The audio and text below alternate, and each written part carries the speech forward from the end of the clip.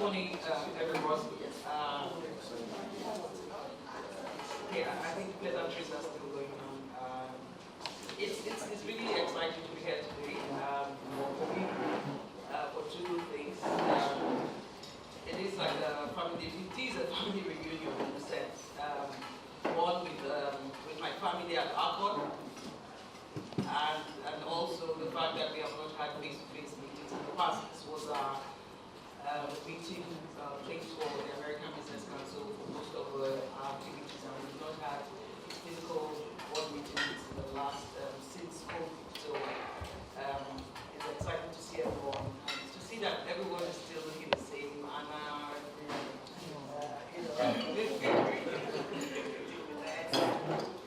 And so first of all, I would like to, on behalf of the American Business Council. My name is Adewolu. On behalf of the American Business Council, I would like to welcome Adewolu and I'm trying to find the right words. So this is the advertising, so you don't want to say the wrong things, huh? The Director General of ADVAN, Dr. Lekan Fadolapo. It's a great pleasure to have you here. We have with us David Russell. From the commercial, U.S. commercial section, and I don't want to waste much time because we need more time for the DG's presentation and also the conversation. So over to you. Great, thank you, Mark. I'll be brief. I've said it before, the longer I speak on the microphone, the more trouble I get in, so I try to keep my remarks as brief as possible. I just want to say thank you to the DG of ARCON and American Business Council for drawing attention to this really important matter. Advertising is ubiquitous in our lives, and we need to ensure that it does not cause harm. In recent years, we've seen the importance of advertising, not just how it can affect the health and safety of consumers, but how it can affect matters as fundamental as security of our democracies. So there's nothing more important than our public spaces and how we protect them. In recent years, we've seen Nigeria take big strides in becoming a leader on the continent and across the world. And we want to ensure that there is a rules-based order that prevails and balances the need to avoid harm, but also avoids undue burdens on U.S. businesses and other businesses working in this market. U.S. product technology services are globally proven, and similarly, the advertising practices of these companies also exceed the world standards for integrity. The U.S. Commercial Service is dedicated to working with the government of Nigeria and the U.S. businesses to ensure that they continue to operate and promote their products within this market according to those best practices. So I look forward to this conversation. Thank you so much for being here.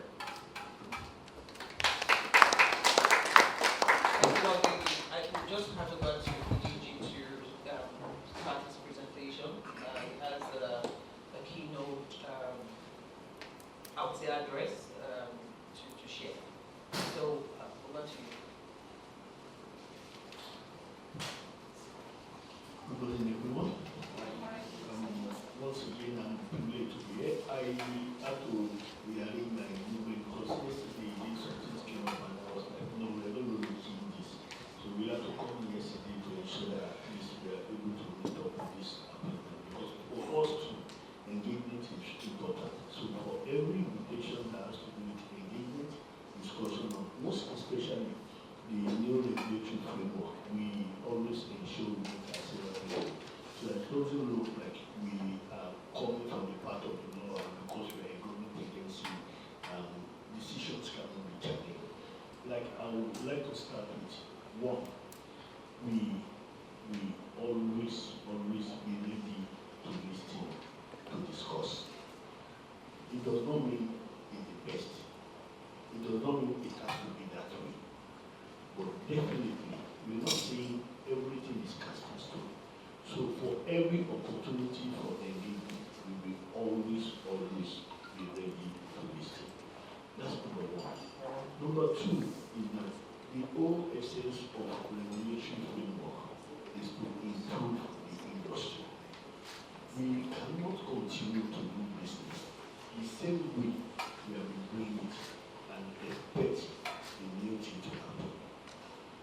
COVID, so many things happened.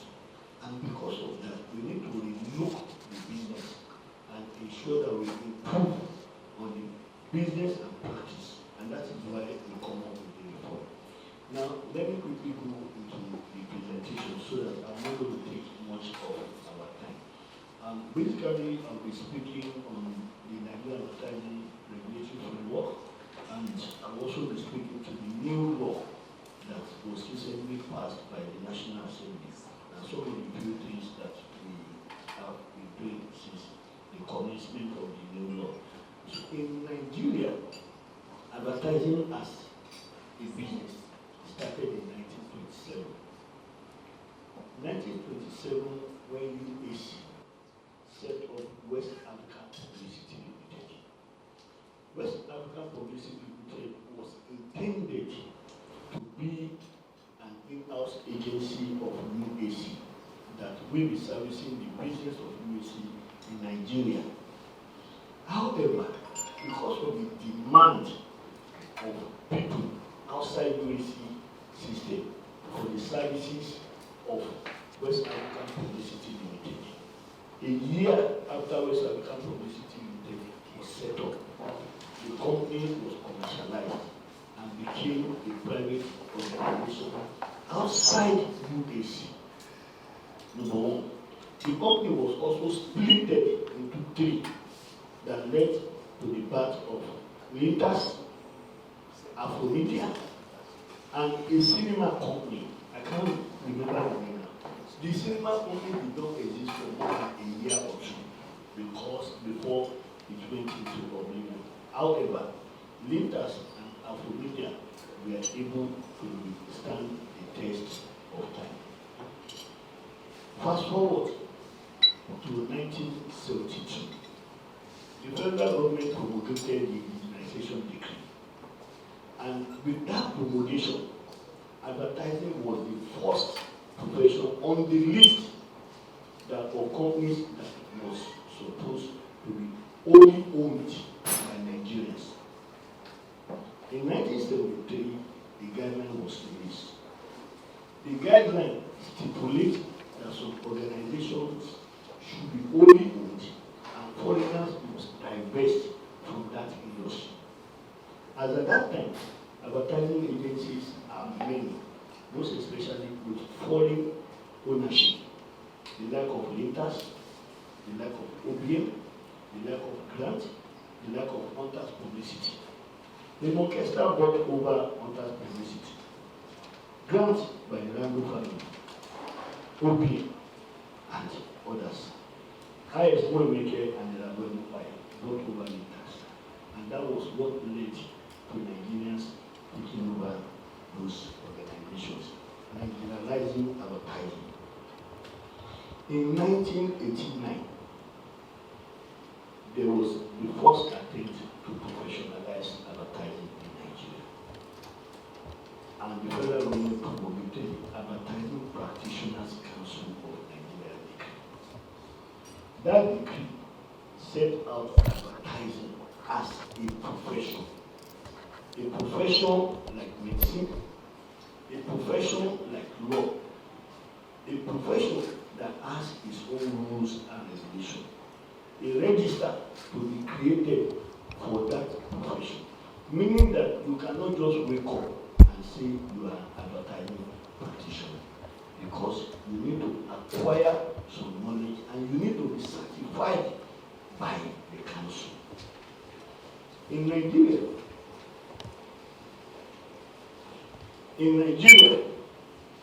advertising regulation is completely different from what is obtainable in other crimes and markets.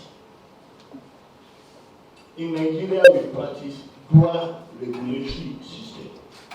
And Nigeria is the only country in Africa, as at today, that practice dual regulatory system for advertising industry.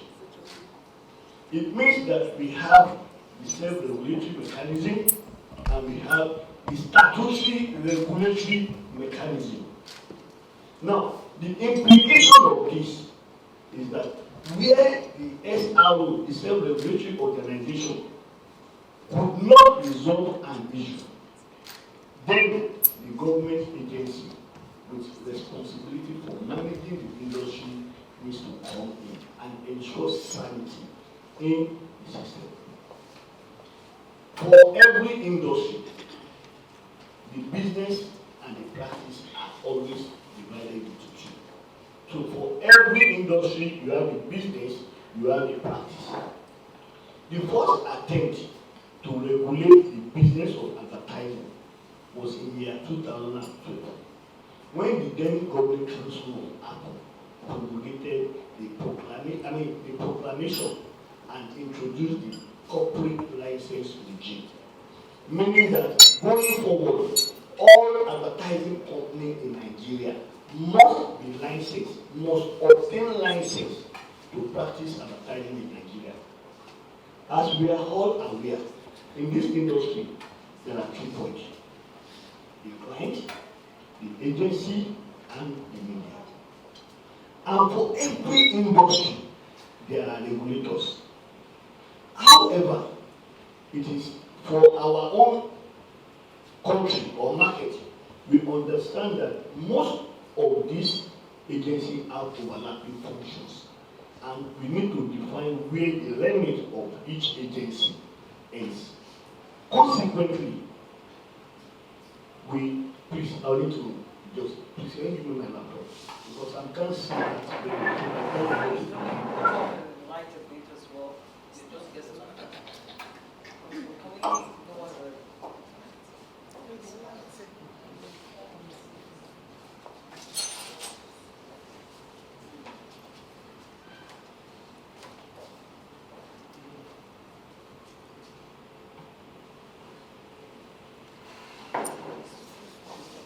So, as I was saying, the first attempt to regulate the business of advertising was done in 2012, when the then government council set out the proclamation requesting that all organizations that are in the business of advertising must be licensed by Apple. And the first set of licenses were issued to take effect from 1st of January 2013. Now, after that, the commencement of the corporate license regime. The advertising industry, like I said earlier, has 2 parts: the business of the industry and the practice.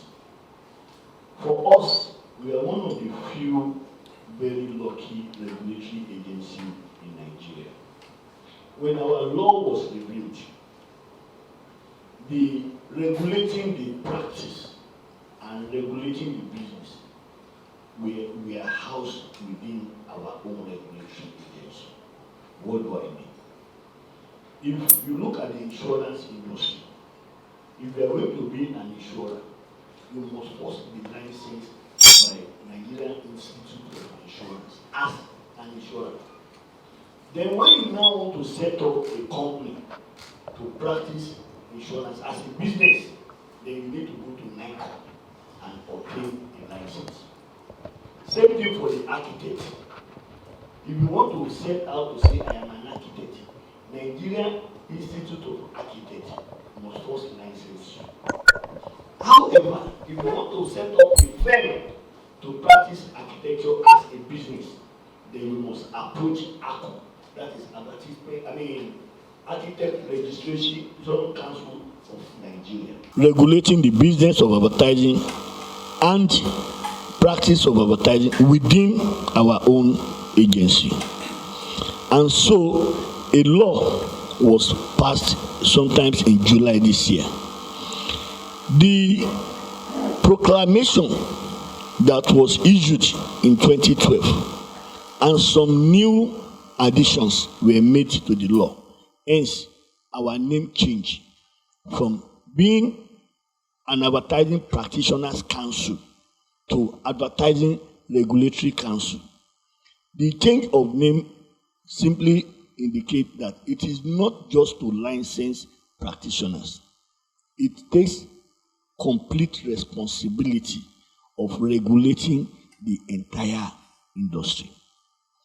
I'll take a few minutes to take you through the changes. Number one, the new act repealed the former act, which was APCON. It is not an amendment to the former law. It is a completely new law. So the former law was repealed and a new law came into effect. Now, the law states that notwithstanding the provision in any other act, this new body has exclusive power to determine, pronounce upon, administer, monitor, and enforce compliance by person and organization on matters relating to advertising, advertisement, and marketing communication. Basically, the remit of our own agency is to control advertising, advertisement, and marketing communication in all its ramifications. And understanding the fact that there are overlap functions with some other government agencies. For example, CBN has overlap function on advertisement. NAFDAC has overlap function on advertisement. So all these bodies were requested to come together under ASP. Our former law has some defects, which also led to us losing some cases in court. And that was because the name was advertising practitioners and does not cover the entire industry. So because of that, the law now states that every other provisions in any other law. Recently, 2 major cases were decided by the court in Nigeria. First of all, NBC was taken to court on its role in regulating advertising. The court held that advertising should be left to ACON. So that part of NBC law that seek to regulate advertising in its code was declared null and void. Again, FCCPC was taken to court by a medical practitioner because they seek to lock down one of the hospitals for violation. And the court held that it is the medical council with the primary responsibility to regulate medical practices that has that power. FCCPC does not have that power. So FCCPC must go and open the. So where those agencies have their own primary remit, the overlap function should be left to the agency set up for that purposes. So for further clarification, the law stated under Section 1, subsection 2D. One of the major things that happened to our law is our own definition. I don't want to go through all this because I believe we are still going to have an interactive session where we can address some of these things. So our law states that the provision of this act applies to the new law. 1, individual. 2, organization. 3, body corporate. Agency of federal government, state or local government, which engage in 1, regulate for the signage agencies that regulate advertising. Now by this law, they are all subjected to ACON. Engage in, regulate, sponsor or take benefit of advertising services, marketing, communications, and advertisements, or any person who sponsor or take benefit of advertising, advertisement, and marketing communication. Basically for us, one of the major changes that this seek to do is that advertising in Nigeria is completely different from advertising in Ghana. It's completely different from advertising in Cameroon. Because our own definition of advertising resides in our law. And if you are asking me, it is not a literal meaning. It is purely the way it is written in our law. And the law seeks to redefine advertising according to the new ACON law. Advertisement means a notice, announcement, exposure, publication, broadcast, statement, annonsorial, information, commercial, hype, display, town cry, show, event, logo, payoff, or trademark. To promote, advocate, solicit, showcase, endorse, vote, or support a product. It can either be a product, service, cause, idea, person, or organization with the intention to influence, sway, actuate, impress, arouse, patronize, entice, or attract a person, people, or organization by an identified sponsor, irrespective of media, medium, or platform. This, for us, is the remit of our law. Because our law simply states regulate advertising, advertisement, and marketing communication. And these three terminologies are clearly defined within our law.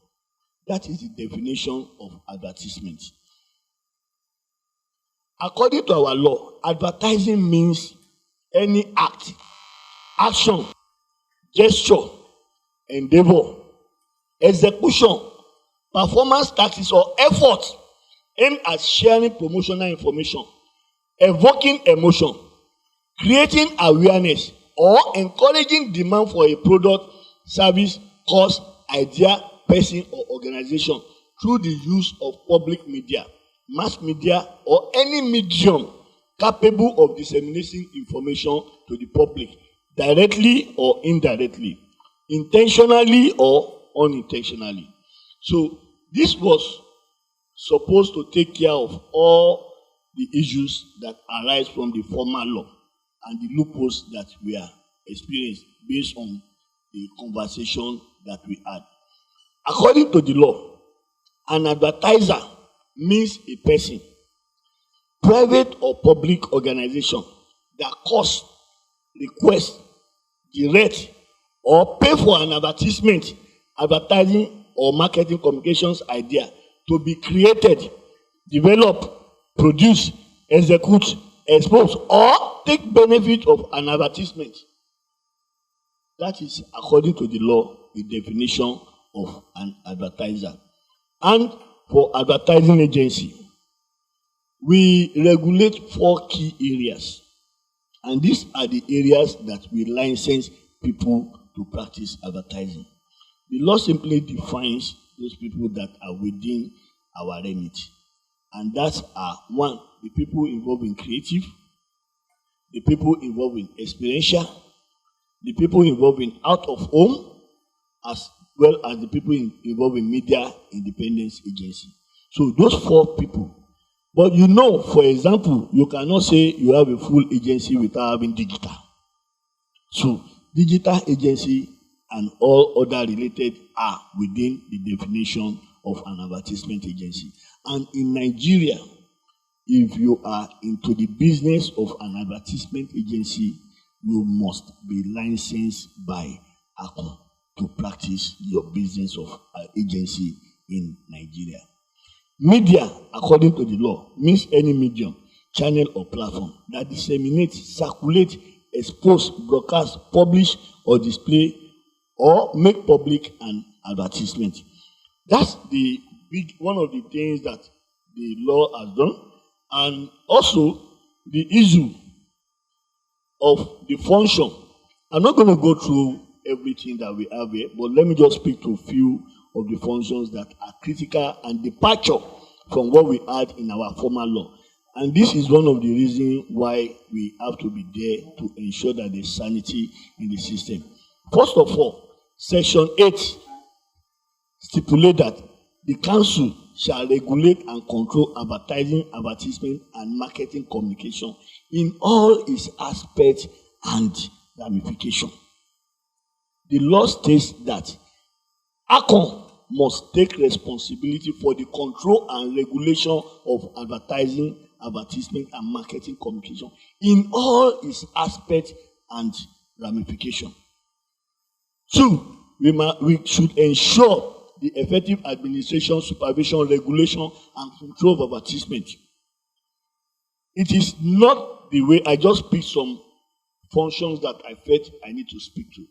The whole functions are contained in the law.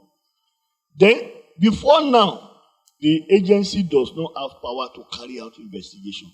But now, the agency has power to carry out investigation or inquiry considered necessary and desirable in connection with any matter that relates to advertising, advertisement, and marketing communication. The agency has power to regulate and control creative ratings, advertisement and advertising, and marketing communication awards, marketing communication research, audit bureau of circulation, audience measurement, consumer insight. In fact, data management within the industry has its own role and is extremely important. So the law gives the agency power to oversee this particular function.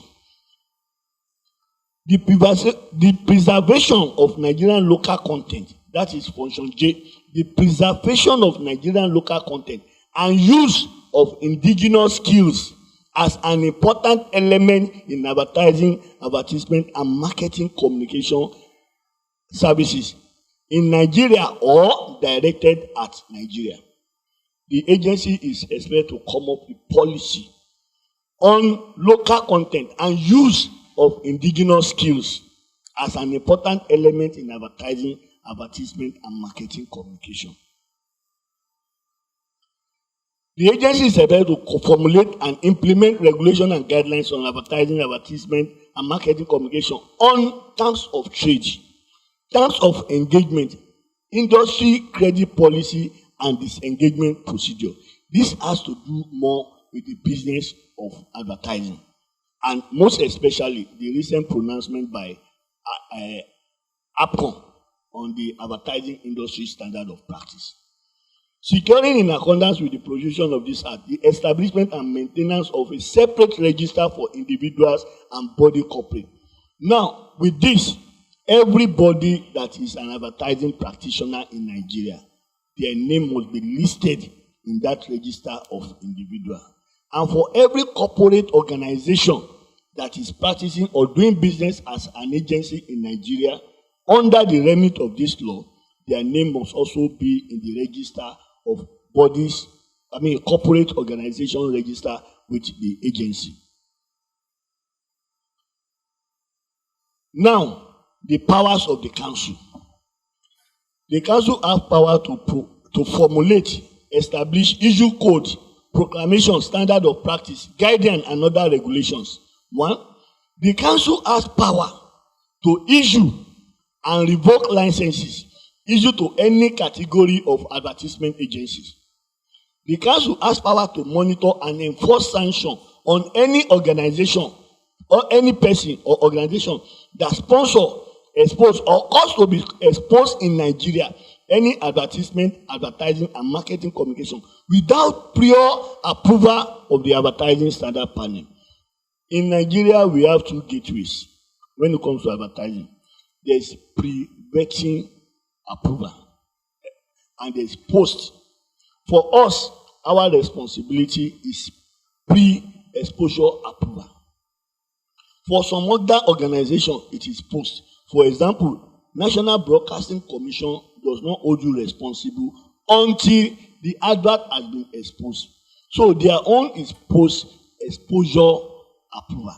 Our own is pre-exposure approval. So when you violate or you infringe the law, the first thing they will ask you is, was this material approved before exposure? And the advertising standard panel established for that purpose is supposed to look into that. Now, the council has the power to investigate and compel public and private organizations to produce advertising and marketing communication related information. The council have access to books, including financial record of organizations licensed by the council, meaning that if for any reason there is need to conduct further investigation, the council can request for its licensees, just like it's obtainable in other industry, for them to give information and have access to their record. Compel public and private organizations to use only body corporate license under the Act. Compel public and private organizations to disclose all advertising service providers engaged by them. Either you are an advertiser or a government agency, the council has a right to write to you, requesting from you the organizations you are using to do your business, and where it is found that they are not licensed, the council has a power to go after them. The power is omnibus. We cannot do everything. We have just written to all the state signage agencies. The letter is just going out because we discover from a research that 70% of the organizations that were licensed by this state regulatory agency are not even licensed. Some of them have even nothing to do with advertising. So, because of that, we have written to them. We are harvesting the data. We are harvesting the list. We have gotten the approval of the Nigerian Police Force now. We are establishing a national task force which cut across all states, because you will know that almost all the states now have their own signage agency. There's Kwasu in Kwara, there's Osa in Oyo State, there's Oksa in Ogun State, and there's Raisa in River State. So, in order to reach out to all of them, we were able to get the approval, and the federal government have given us all the necessary support up to the Ministry of Justice and Attorney General's office to ensure that we are able to push this as much as we want. Now, we also have the power to compel public and private organizations to disclose. Okay.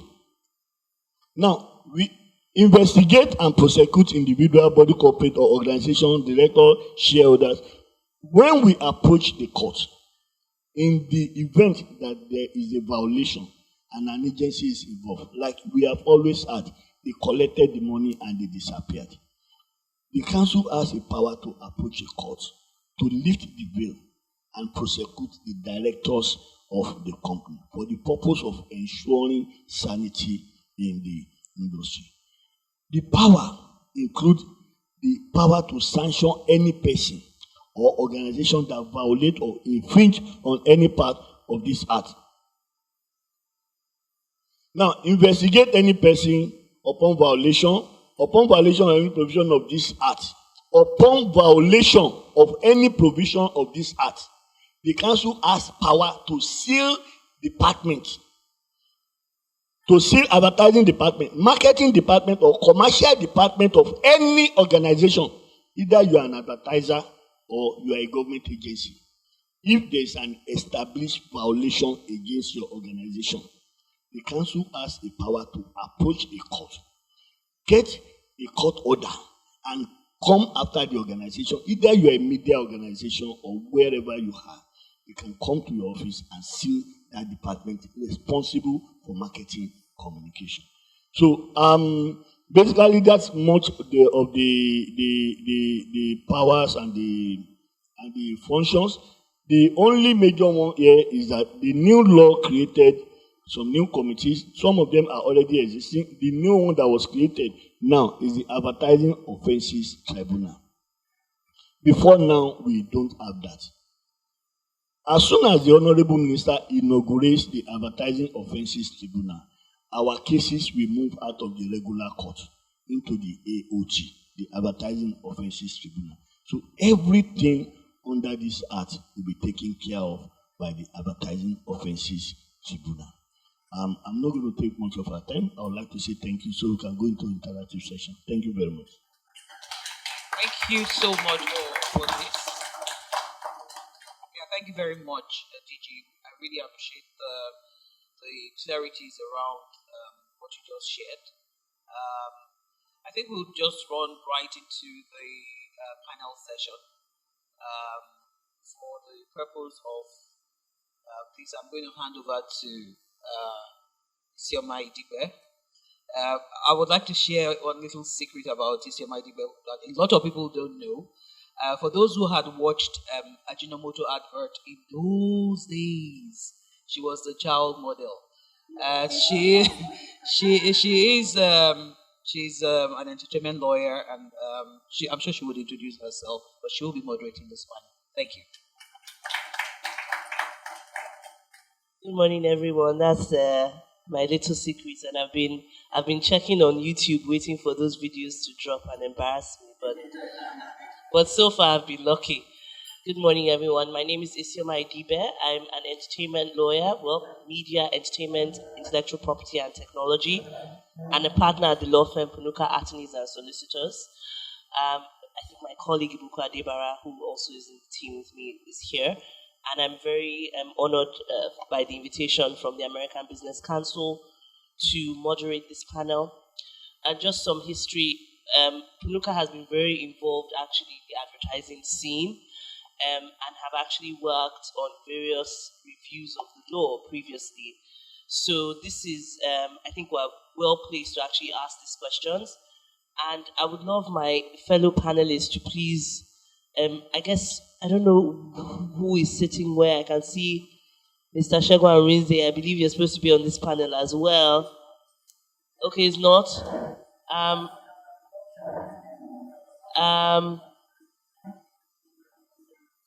So I know we're supposed to have representatives from ADVAN. It's Mr. Eki, right? Good morning. Nice to meet you. Please, Joseph, Obehi, who else is supposed to be on the panel as well with me? I think some representatives from Google.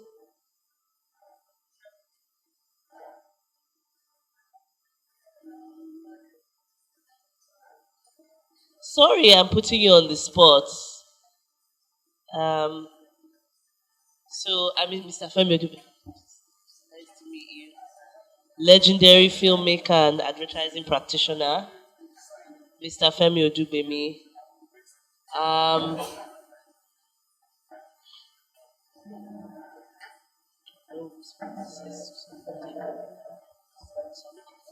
Okay.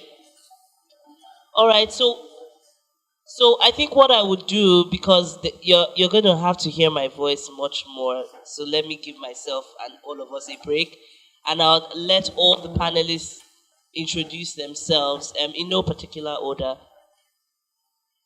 Good morning, everybody. My name is Osamede Ubame. I'm the president of ADVAN. ADVAN is the Association of Advertisers in Nigeria. Good morning, everyone. My name is Femi Odugbemi. I'm a film producer, CEO of Zuri 24 Media, and a former president of the Independent Television Producers Association of Nigeria. I'm Shegun Arinze. I'm an actor, filmmaker, and president of Association of Voice of Artists, and just been coerced into this panel. Who again?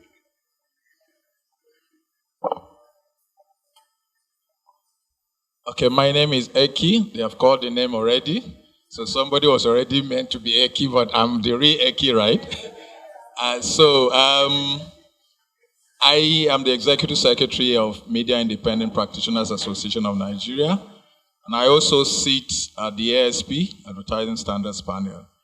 I also head the license committee, all right? The committee that license organizations for ARCON. I head that committee. Thank you very much. Thank you. We also have representatives from the... Sorry. Please go ahead. Morning, everyone. My name is Adewolu Adene. I work with Google, Government Affairs and Public Policy. It's a pleasure to be here. Nice to meet you in person. And then we also have some representatives from the Africa Free Trade Continental Treaty, AfCFTA. Could you please, joining us virtually, could you please introduce yourself?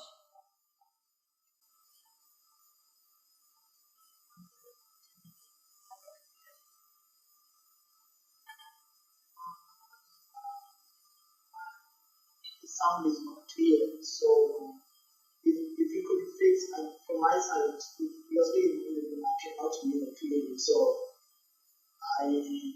I appeal to the technical team to maybe fix it since I'll be part of this panel session. My name is Talkmore Chidede. I'm an investment expert, also supporting digital trade. So I'm in charge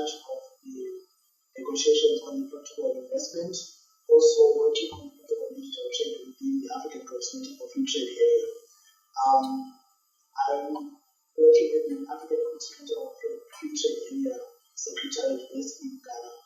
Apologies, I could not get the message. We have some important meetings to adopt some of the protocols today. So I'm happy to join. Thank you very much.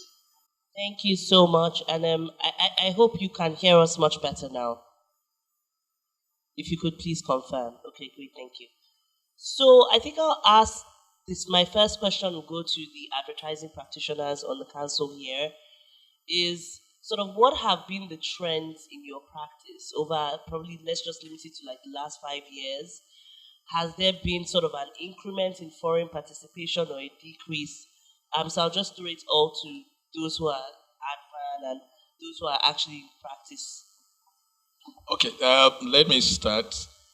I want to answer that question looking at it from different perspectives because I was able to look at the data the past 5 years, the first 10, 20 ad spenders, the big spenders in the industry, and I'll be able to see how they are doing. Unfortunately, though, there has been a decrease because, of course, COVID and some other things made the advertisement industry to a bit nosedive, but things are picking up. But I've been able to, looking at the breweries, looking at the telcos, looking at even the banking industry and all that, we can safely say, and I stand to be corrected, that between 40 and 44% in the last 5 years up to this moment, it's what we can, ratio of the foreign models, and that of 44% from foreign, but like the remaining Nigerian, kind of models. Yeah, that's what I can say. Like I said, based on what we can see, the ad spend, and the people who are the big spenders and who are using these models, that's what I can say. Thank you so much. Good morning once again, everybody. From our end, so I want to just make it clear so everybody understands who is on the table. We are ADVAN. So when he says the big spenders, he's talking about us. So we are the guys that, and that is where the challenge is. We are seen for our money, not for our knowledge. The data he has, we have times 10 of that data. But the one that spend the money to get the data, the other than tell the agencies, we need to know this. So I could profile everybody in this hall. So in terms of the spend for versus foreign models, I would challenge that. And I will challenge it honestly. So what he's looking at might be adverts from the center. When I say center, from outside Nigeria. So adverts in Nigeria have been long enough in this industry. And I make bold to say, we deliberately use Nigerians for Nigerian ads because we want to resonate. Joseph Benjamin was locked down by one of my brands. I heard his voice in a demo. And I said, I need this guy. People would not know why he didn't work for other people. The brand I was working for just took him out of circulation, made him the guy that would do all our voiceovers. So when you go to the so he comes to the office with even cakes, and because he was not just a voiceover artist anymore. He was somebody we love so much, we say we don't want to even hear your voice with somebody else. That is who we are. We know what we need and we go after it. So for the spend he's talking about, maybe he's looking at foreign versus local. For most brands in Nigeria, we had been using Nigerian voice-over artists, and we'll continue to use Nigerian voice-over artists. We even go into local dialects. There are adverts done in Yoruba, Igbo, Edo, Benin. Is that a foreign artist? Guys, let's have conversations. It's not a foreign artist. So I don't know the figure he's quoting, but I know that most of the international brands in Nigeria, where I had worked most of my life, it is deliberate when the advert is done here, for here, by here, to be Nigerian and show Nigeria. Sorry, one more second, sir. I actually want to throw this question to Mr. Odugbemi, because we're talking about voiceover artists when we're looking at foreign participation, but there's the entire production process in there, and I would love your perspective. So just again, another little secret about me is my husband is a filmmaker, so when I ask this question, it's very personal, it's in a way. Well, beyond being a filmmaker, I was a Lintas. I was in advertising in 1987. So I kind of have an idea of how the relationship between Nigerian brands and Nigerian creatives have evolved over the years. I think you have to think of it not in terms of the exceptions, but in terms of the culture, in terms of the context, in terms of the industry itself. And if you think about just a simple fact that when I was president of IDPAN, that was 2002 to 2006, we had 120 production companies that only did advertising. Today we have less than 30.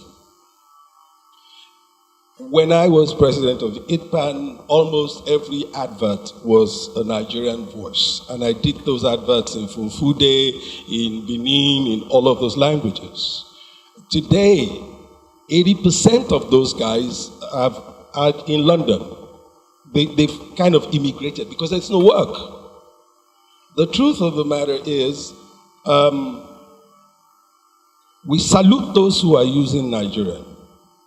It's very important, and we can't, just do a blanket cancellation of that.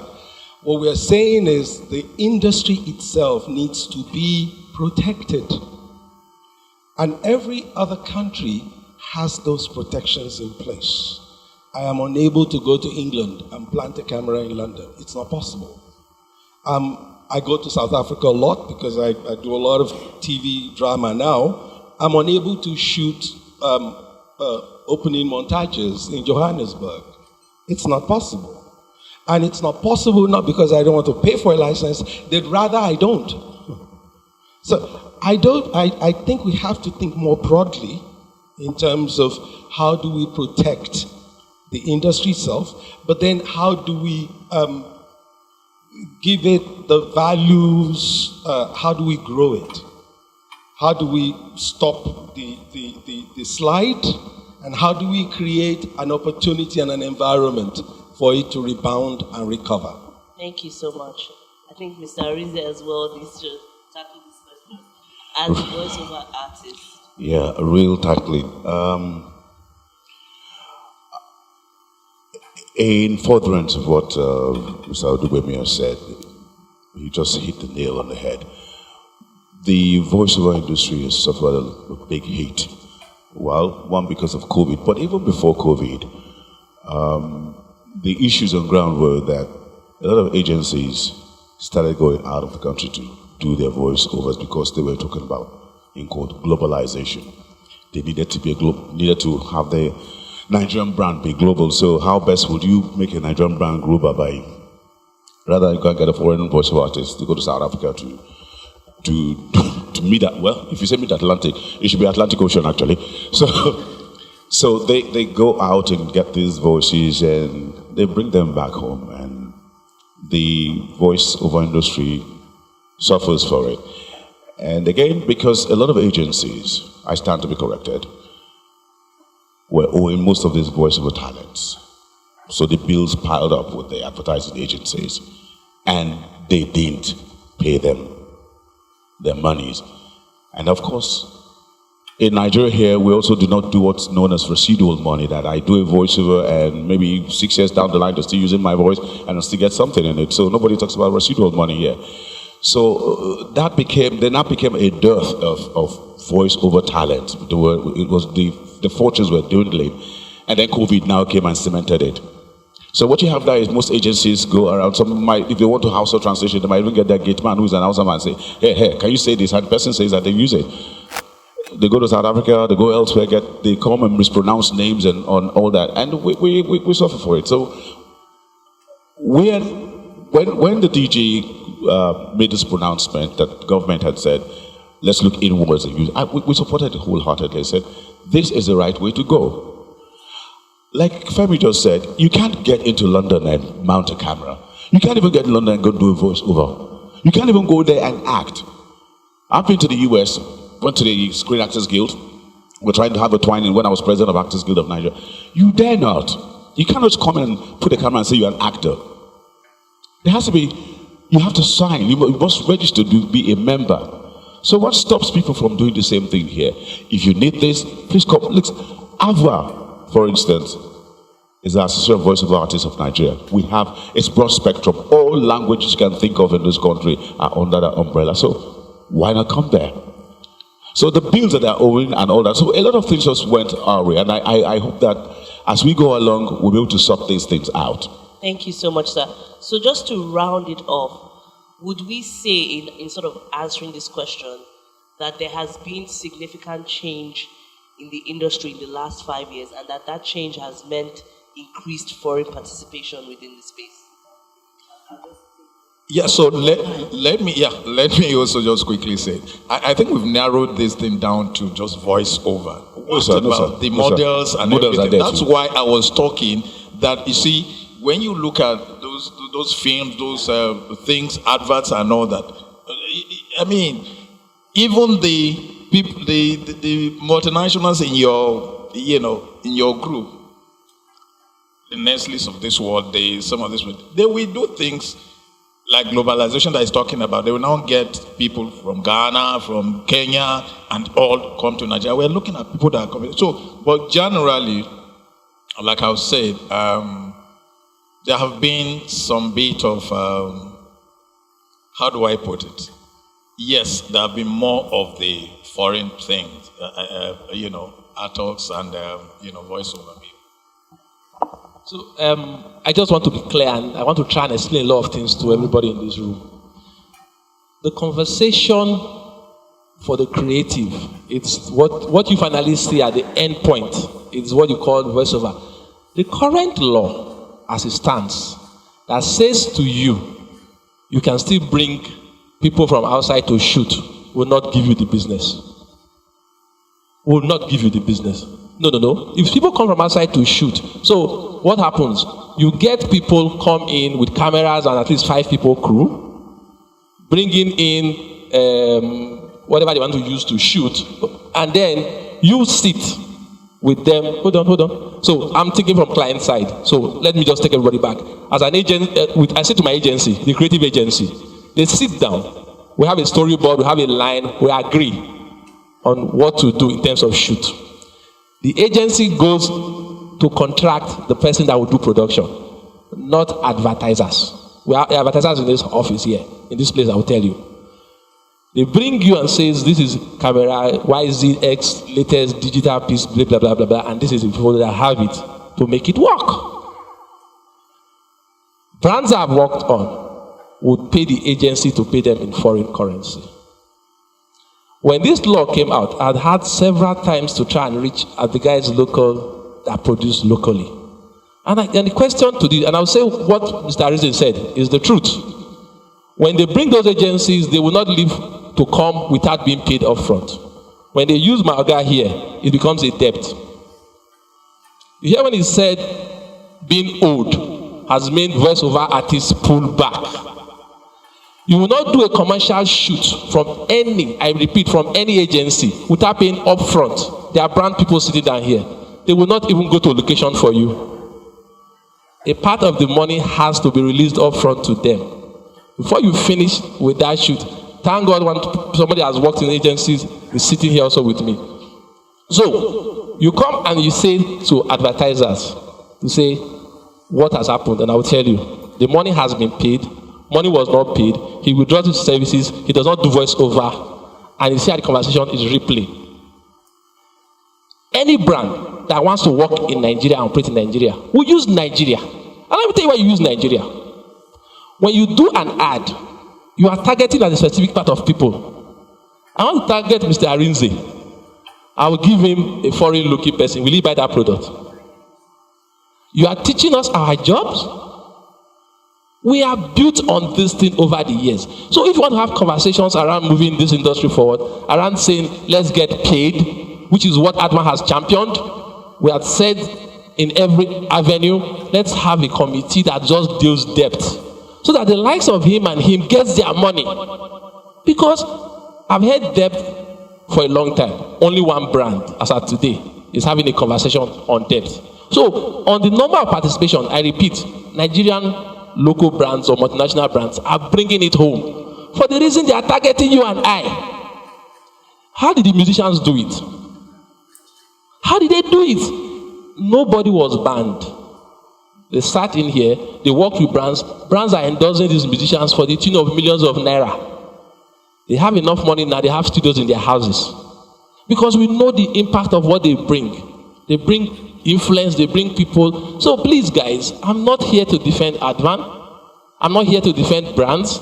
I'm saying we know our jobs, and I'm saying we don't use foreign arts or foreign voiceover for a purpose. I just gave a name. I don't normally mention names. We locked him down, you can ask him. In my brand I was working because his voice is so nice. And I loved it from the very first day I heard his voice. It was just a demo. So we don't.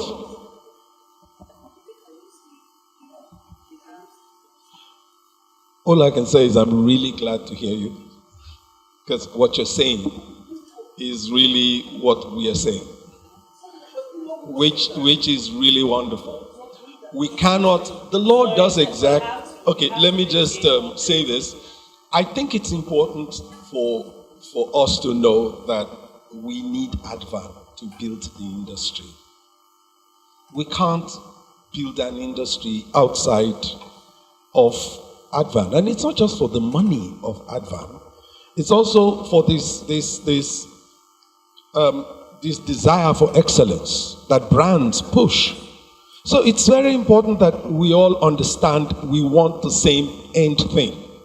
The question is, how do we, together as Nigerians, make it happen? And for me, that's really the purpose for my being here. I think the law is exactly the same law that is in every country that I have worked in. I worked at McCann Erickson in Johannesburg as a writer. And the truth of the matter is, they have those laws. And they had them even before apartheid was removed. So I do think it's about interpretation, about motives, about what's motivating the law, and how do we work it together so that, at the end of it all, the law is working for expansion, for growth, for prosperity across board. Thank you so much, sir. So let's just quickly go to the next question. I know this is a very passionate discussion, but we have to keep it constructive and we have to keep it structured. So I'll go to the next question. I think this is for Adewolu from Google here. We've heard from the practitioners, right? You're the guy that pays these guys to do this stuff, right? And some of us here, either in some part of our lives, we're part of that, or are now consumers of those advertising communications. And so from your perspective, what the new law that has come in, how does that affect your business? And I want you to, obviously Google is a multinational company, and so I can imagine that when you're putting together your communications, you're thinking about so many markets. So with these new laws coming in that have some sort of like protectionist policies sort of layered on top of them, how does that affect, your business? How does that affect your ability to communicate with the Nigerian audience? And just generally, how does that affect how is it affecting your operations right now? Right, so thank you very much, Isioma. I think where I would start from would be to explain basically the principle behind what it is that we have introduced into that space. Is it better now? Okay. And that basically is, some people like to call it democratization, right? So it's the same thing you find on social media platforms where I don't have to be famous to have an audience. I tweet, if I'm able to work the hashtags and whatever, I attract an audience. So it's pretty much the same thing with some of these platforms that we have created and made available for people to advertise on. Before now, I'd have to have some significant pocket, an ad agency, and a whole well-structured organization behind me to be able to approach a media house, a newspaper channel, any of the standard media to say I wanted to market. What platforms like ours have done basically is to re-engineer or reorganize, again, in quotes if you will, that space, such that, so if I'm a small business owner, for example, I don't necessarily have to go to a TV house or a radio station or whatever. The platforms are designed in such a way that it's basically simple enough. There are guidelines around what we deem and term to be responsible advertising. There are guidelines around what will not be accepted on those platforms. You as a small business or someone who's willing to market or surface a product, expose a product or a service, guide yourself by those guidelines, those policies.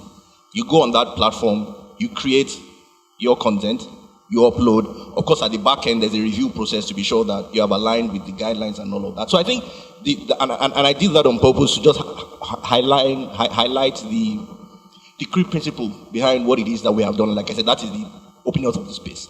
Now, what that does is that it creates a side problem in terms of the DG spoke earlier around the structure and the regulation of the industry. Ordinarily, you would have had to pass through a lot of those hoops to be able to get to members of the public. What that platform does now is that in some degree or to some degree, it gives you an opportunity to perhaps sidestep some of that. And I guess that's where some of the concern is coming from, that what's going on those platforms, are they, making sure that people are responsible and advertising and all of that. I think that what I would bring, or what I would like to lay on top of that foundation that I have laid, is in terms of the conversation around two things: small businesses, and then the conversation around issue. I know you said it was a passionate thing, but just slightly talk about the issue of foreign models and all whatnot. I defer to the experts. There's a lot of advertising experience and wisdom in this room. I heard Lintas, that's like from, in this room. And the one thing that I think perhaps I might just want to add to that conversation would be to say that it's about finding a balance. Local content protection is absolutely important. Like has been said across the table, people have been to various markets across the world, and you find that those same protections exist. But then you're talking about advertising and creativity. There are contexts, right? If you are saying from the get-go that you can only create within these parameters that are defined for you, there will be contexts where perhaps those parameters might not be applicable. Two, there is, and I was hoping to hear from the person from the AfCFTA on this, some of the approaches that we had before now were perhaps more amenable to a world where markets and economies were closed. Mr. Arisi spoke earlier on about globalization just now, right? So you have a consideration where you develop policy around, if I do this, and somebody decides to echo, and two or three other people decide to echo, what will those global markets and all of that begin to look like? Okay, so my submission on why landing on my push is that I'm all for local content protection. Again, somebody brought up the example of the music industry. It's an interesting space for me. I was at an event over the weekend. Somebody mentioned to me that, Ade, that all the while that we've been here, you haven't had one single foreign track. And it struck me that he was actually right. Everything we listened to for 2 or 3 hours was local music. Correct me if I'm wrong. I do not recall a time when it was said that don't play America on radio. But somehow, and I don't know what the science is, I defer to the experts, somehow the cream rose to the top.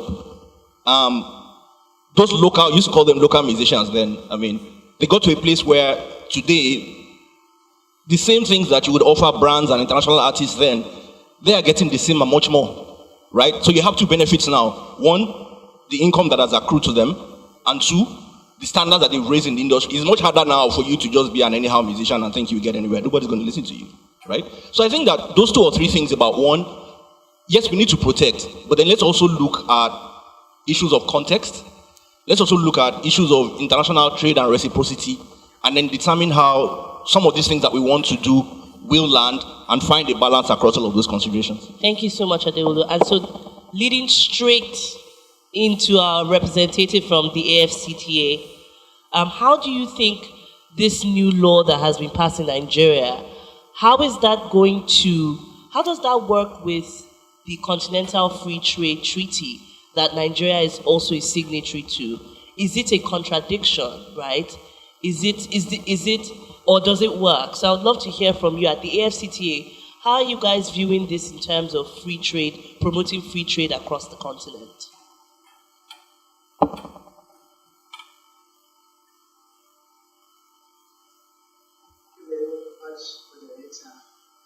It's such an honor and privilege to be here once again, and also to listen to the advertising practitioner. I must put a disclaimer, I'm not an advertising practitioner. I'm an international trade and investment practitioner. So I'll answer thoughts on this Nigerian law from an international trade law perspective and focusing more on what we are doing in the African Continental Free Trade Area. As you rightly put, Nigeria is also party to the agreement establishing the AfCFTA. I think this law really is into the trade and services area of the African Continental Free Trade Area. So my thoughts or response to the question will focus more on what we are doing in the trading services area. Just to briefly share what we are envisaging and what we are aiming to achieve with the African Continental Free Trade Area is we are aiming to create a single market with free movement of goods, services, capital, and people across the continent. So between 55 member states of the African Union. And we in one of the legal instruments that we do in the framework of the AfCFTA is a protocol on trade and services. So the aim of this protocol is to liberalize trade services, of which advertising services is one of the sectors. It's actually one of the subsectors of the 5 priority sectors that have been identified by the state parties. So it falls under the business services. So what are we trying to achieve in the protocol on trade and services? So the protocol mainly aims to liberalize. So state parties, they have to commit to undertake to liberalize trade and services such that the provision and distribution of services cross-border will be very easy and free. Of course, there will be some conditions attached to it.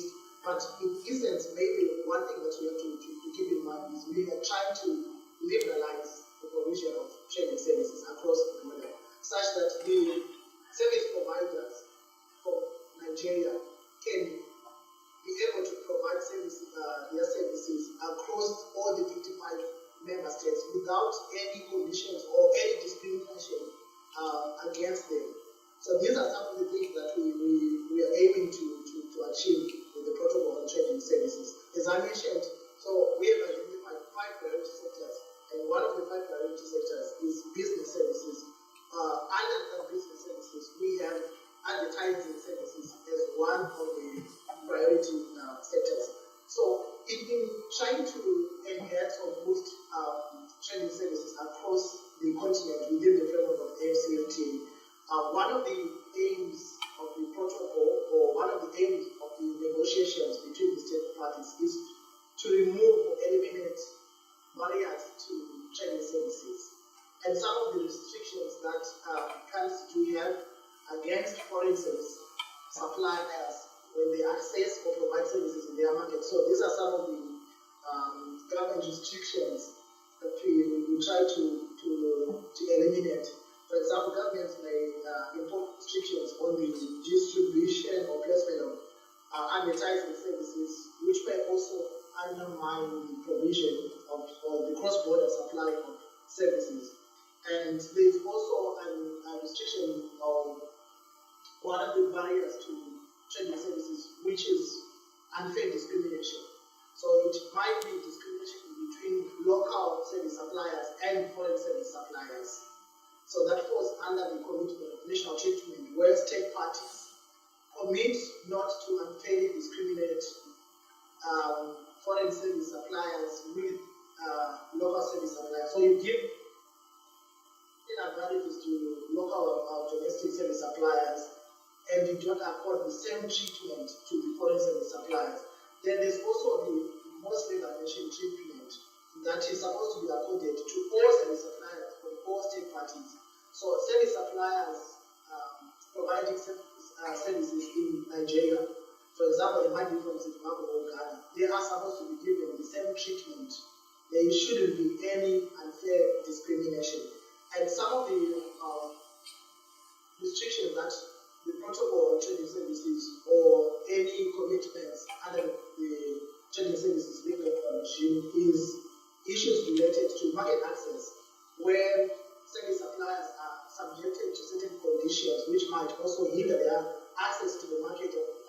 party. For example, you mentioned local content requirements, equity participation, employment requirements, and so forth. So what countries need to do, they have to submit. Of course, you are not obliged to say remove everything that you have to do. States still maintain their policies first to maintain certain conditions to their market access or to impose certain restrictions. But of course, it is on a reciprocal basis. So whatever that you impose to service suppliers from other countries, service suppliers, they are also subjected to the same conditions when they're providing services in another jurisdiction. So this is the reciprocity, and it's one of the principles of the negotiations under the African Continental Free Trade Area. Unfortunately, Nigeria has not yet submitted there. So I cannot tell you what Nigeria has committed yet. Nigeria has produced its schedule, specific commitments under this priority sector. So at the moment, I'm not sure what Nigeria is going to commit under the African Continental Free Trade Area, in particular to advertising services. Thank you very much. Thank you so much. Thank you for that. I don't know if you've had a chance to look at the new law, or if you were listening. Well, actually, when the DG was giving his presentation, he didn't go into some of the quote and unquote more contentious aspects, more protectionist aspects of the act. Sorry, I think he wanted some soft landing. But I don't know if you've had time to look at it. I just draw your attention to, an outright ban on the use of foreign models in Nigerian artists, although there are some exceptions. For instance, if the context requires a foreign model to participate, So, in your view, something like that, do you think that that would be against the idea of a single market, right? You've heard the advertising practitioners here. They are talking about the impact of foreign participation on the local industry. And there wasn't a clear position. Some people felt that the local industry is thriving, and some people felt that the local industry was sort of getting crushed under this foreign participation. But where is the space within the context of defining this single market? Is there a space for protecting, for countries to protect sunshine or sunshine industries, industries that they are trying to develop, where there is uneven development between different markets as to certain markets? So let me bring it down. When it comes to advertising, and even let's just rope in film production, all of that sort of is tied into this. For Africa, South Africa is the leading market, not in terms of content outputs, just in terms of quality. And so if you had a single market where, there's a free flow, eventually what would happen potentially, or what the fear is that the South African advertising practitioners could essentially crush the local practitioners, right? How does the single market try to deal with these inequalities in terms of where markets are in their stage of development, and how is that managed in the negotiations? Again, putting it down into the context of advertising, which is what we're discussing.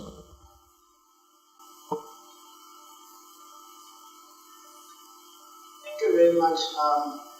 I think the internet again is not so clear, but maybe let me answer what I've heard. So, trying to narrow down what we are doing in the African Continental Free Trade Area, trying to narrow the vision to advertising.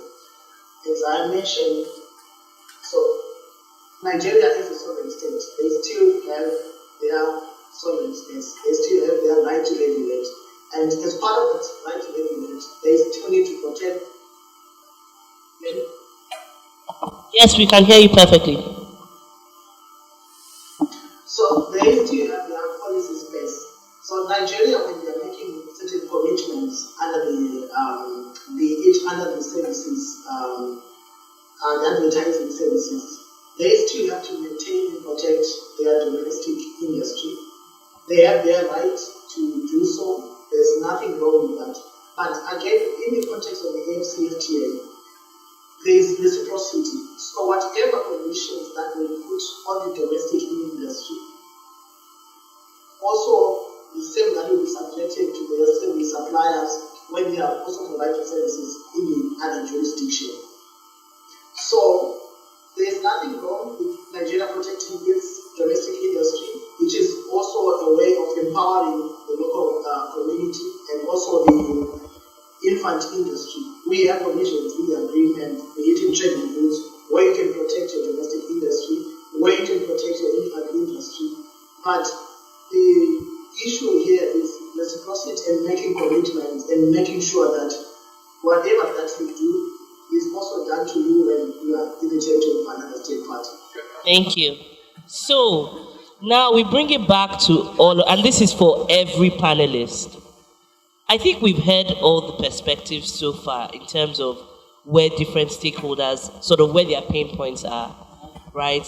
We have the local practitioners want to protect their business, want to be essentially the priority service providers for brands locally. You have a law that is trying to protect that domestic market, but then you also have complicated multinational businesses that are structured to service small and medium-sized enterprises, that are providing an opportunity for them to showcase their own goods and services, so advertise and communicate those goods and services, not just in a Nigerian market, but in a global market. And when you have these prohibitions, that creates a challenge for those types of businesses, which in any good economy, the small and medium-sized enterprises are the bedrock of the economy. So when we put these nuances, right, in the context of this new law, what is the balance?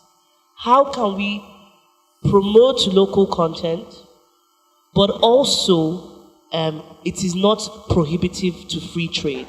It is not prohibitive to access. Because we've heard from the AfCFTA, they're saying, well, you have every right to protect your domestic market.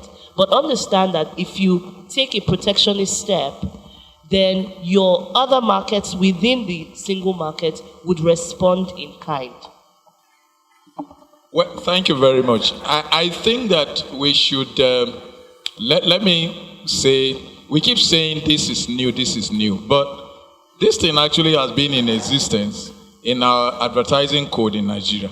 Chapter 5, Article 130, specifically page 76, you will see that just that this one has just been elaborated, right? But the thing is, and I want to thank my ADVAN president, he said they are already doing the local thing. So thank you for encouraging the local business, Abi. So we shouldn't be worried about it. This law, if it is to protect our people, which of course, the ALCON law does not say it's a blanket thing. And even when the registrar was, the DG was talking, he said there is still room for discussion. And so if we come to this table with open mind and that we know that it can improve our local businesses and yet give room for competition. Because without that, some businesses will never grow, at all. Sorry, can I make an analogy here, if you permit me? There's a big tree, and there's somebody just planted a tree, and he waits for the sun to come on you, and he waters, it keeps watering it, and the sun keeps going, it keeps protecting that tree, the small tree. But the big tree is expanding, and chances are that if he doesn't demarcate or protect that tree, the big tree will smash the small tree with the trunk, or some people will trample on the tree, and that will be the end of that tree. That, in essence, is what we're saying here. We're protecting the tree. The industry is, baby, still in its infant stage. You're protecting it, you're nurturing it. So let's nurture it. When you get to that level that you know it has come to stand firmly, then open the field and compete. I mean, in football, you have, look at a 37-year-old Ronaldo struggling on the field, they say with 18-year-old, and they're trying to make their mark. Ronaldo has made his mark. They're looking for the younger ones to also come and make their mark, and then they leave the field open for everybody to compete. So that's what we're saying here. So I think, from what I understand from what the ALCON law, what the DG has said is, protect the industry first. In future, when it's balanced out, we can begin to talk. I would love Mr. Adewolu to answer next. Yes, I'm putting you on the spot. I think, like I said earlier on, I think the key thing for me will still be the conversation of balance. I think it's amazing that it has been established that, look, on the one hand, there's a sovereign right to determine, and I think the DG said that about how we have decided that this is the regulatory approach to advertising in Nigeria, and so be it. You know, it's not a collegiate, it's what Nigeria thinks is best for Nigeria, okay? And that decision has been taken. But again, like I said, I think the key thing is balance. For those reasons that we outlined earlier, and I think just as it was mentioned about the previous iteration of the law actually said that, yes, no foreign, but then I think it created the exception of context.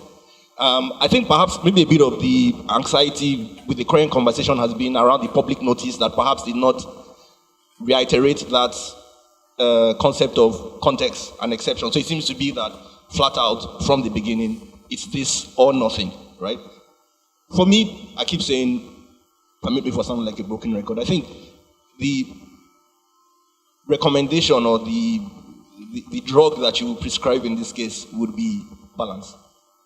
Protect, but while you're trying to protect, have an eye on the possible implications of that protectionism, and then think, how do we guard against it? Okay, so I would just want to bring some context to this conversation. On the advertising side, so the advert side, people like us, we don't own the brand. The shareholders own the brand. The owners own the brand. So when we come out and we have a conversation and say this is what will work, it's not for our personal gain, it's not for our benefit, but for the benefit of true Nigerians and the people that own. Somebody said something, how did the musicians grow? When I was really like very much in the brand space, I would call a musician and say, do lyrics for me. They would do lyrics for you. You pay them a lot of money as brands. You're not only endorsing them. There'll be a lot of stuff that became a big time hit. It was from the lyrics and conversations we had with them. So you are telling a musician, go to the studio for me. If we want to grow this industry, I made bold to say, sitting on this side, we know how to make it happen. What we need is the balance. The balance is what we don't have. I want to highlight certain conversations. Other countries in Africa are deliberately doing self-regulation. I repeat, even in Ghana, there's no Accra. I was just there 2 weeks back. They are doing self-regulation because of there's context to creativity. There's context to protecting your organization. I will tell you a secret. Most people that sit in Nigeria as director of marketing are controlling African markets. I met with one 3 weeks ago. He had 17 African markets he's protecting. He's in charge of 17 African markets, but he's sitting here. So when you see him as marketing director in Nigeria, you don't know his portfolio. What you are saying to him now, somebody is saying to him, oh, okay, that means I'll have to do my stuff my own self. Why is Nigeria leading Africa? Why is Nigeria in the forefront of Africa? So the protectionist conversation we are having, we need to have it. How we go about it is where the conversation is not being said right. If you want to grow local markets, make us help you grow local markets. It is what we do for a living. We grow brands. And growing local market is what we can do. I just want to read the part of the law that I was talking about, that I want my panelists to listen to. The law says in 4, production crew may include foreigners. However, Nigerians and Nigerian organizations partake in the production. Conversation may include foreigners. See, that crew will not come alone. They'll come with their equipment. You can't tell a director to come in and what he wants to do is, oh, come, direct you to shoot left, shoot right. The last part says post-production can be done outside Nigeria. In advertising spend for a TVC, the money is in 2 places. It's in the crew and in the post-production. I make both to say, check the advertising spend Excel sheet. It's in the 2 places. It is what we do every day. If you sit with me and I open my Excel sheet on advertising TVC to you, you will know where the money is, you will know what to do about it, and you know the conversation to have. A situation in which 80% of the spend is on two items, production and post-production. Tweaking it right means the likes of him would get the job he needs. So even the law, I stand to be corrected. Implementing this law might not change the dial. But the reason why we keep on in advance saying this is that, I just explained why a market director that sits here and controls 17 other African countries is being told no model from outside. I'll bring you to how centers work. When I say center, so as brand, you have the West Africa, the African region. Most times when they do these adverts, we don't even give them money because they have a budget from the center. So I work for a multinational brand. When we sell in Nigeria, we take money, repatriate money back home. They then take from that money and give to my boss, who is Africa head, or if I'm not Africa head, who is Africa and Middle East head. He goes and he shoots a commercial. Nigeria will not even put the money, but we'll put content. So they will tell you, oh, I said this is my part of the story that will resonate with me. So I'm talking about, these are global brands shooting for the likes of digital TV that goes across borders. So for example, a DSTV. When those adverts are done, the Nigerian money is not even in it, in most cases. It's the center that spent the money, it's the center that executes, but you gain as a Nigerian brand. Because when you are not running commercials, the likes of him will buy shadows for this thing, and he still makes money from it. So while the creative guys were not involved in it, he would then buy spots for me, still making money from even the center done commercial. We understand this ecosystem perfectly. We understand how it would work. If you see any industry that is thriving now, be it the guys in the comedians, they thrive because brands use them. Brands use them because they make Nigerians laugh and happy. They crack jokes and then they connect. Nollywood, we are there. I embedded my brand into a script, storyline. You know what it means? They were writing the script to have cards used by my bank in the script. I had to meet the guy that is writing to say, I don't want to just advertise. I want to embed myself. So I'm not the only one that does this. So you see somebody does, I don't want to mention brand soap operas. You see the person uses a bank card, or they shoot a bank building, or they go into a bank premise. I have embedded myself in the script. So I'm talking to the local guy as a brand, even though international brand, but I want to embed myself in the script. So we see what the DG wants to do. He wants to protect his space. We as ADVAN are saying there are conversations that need to be had for this thing to be done. And let me tell you, in that eco space, 1 minute, we are the only one that sits down on the tripod where every other party comes to deal with us. So he buys media, he deals with us. He does production, he deals with us. He does voiceover, he deals with us. He does not deal with him. He does not deal with him. He does not deal with him. So we sit at the center of the conversation. And so when ADVAN is saying this conversation does not work for any of them, we know all of them and we have their interest at heart. Thank you. Thank you so much. So, DG, I know you've been burning. Yes, I know you've been burning to respond. But let me just also give you I've also been burning to ask you some questions too, sir. I think one conversation that, we're talking about advertising, but the digital space is becoming a massive part of this conversation. And as we know, it is the most difficult part of the ecosystem to regulate. Now, with these, how do we actually protect the domestic market in a digital world? Like, in trying to regulate that space, what challenges have you found?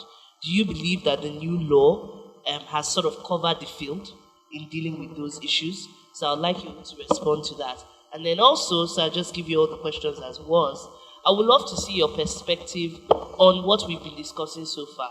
Do you think that the law has covered the field in terms of balance? That is balancing, protecting the domestic local market, and also promoting free trade? Or are you swayed by some of the arguments that have been made here today as regards certain amendments that need to be made to the act to even achieve its purpose, right? Further, just going off of the conversation. Thank you very much. I won't speak too much English. I'll try as much as possible to give example that we can easily relate with. Number one, the AfCFTA guy said that Nigeria is yet to commit to the African free trade. Now, I want to explain one thing. There's a difference between professional services and general goods and services. For example, in Nigeria, advertising is a profession, like medicine, like law. You cannot wake up in Nigeria today, go to Ghana, and say you want to set up a law firm. It's not going to happen. So, you don't expect that you will come to Nigeria and practice advertising just because there's AfCFTA trade agreement. You can't wake up as a Nigerian, go to Ghana, and set up hospital.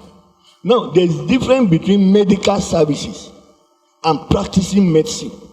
So if you come to Nigeria, you need to understand that there are local law, professional regulations that you need to comply with.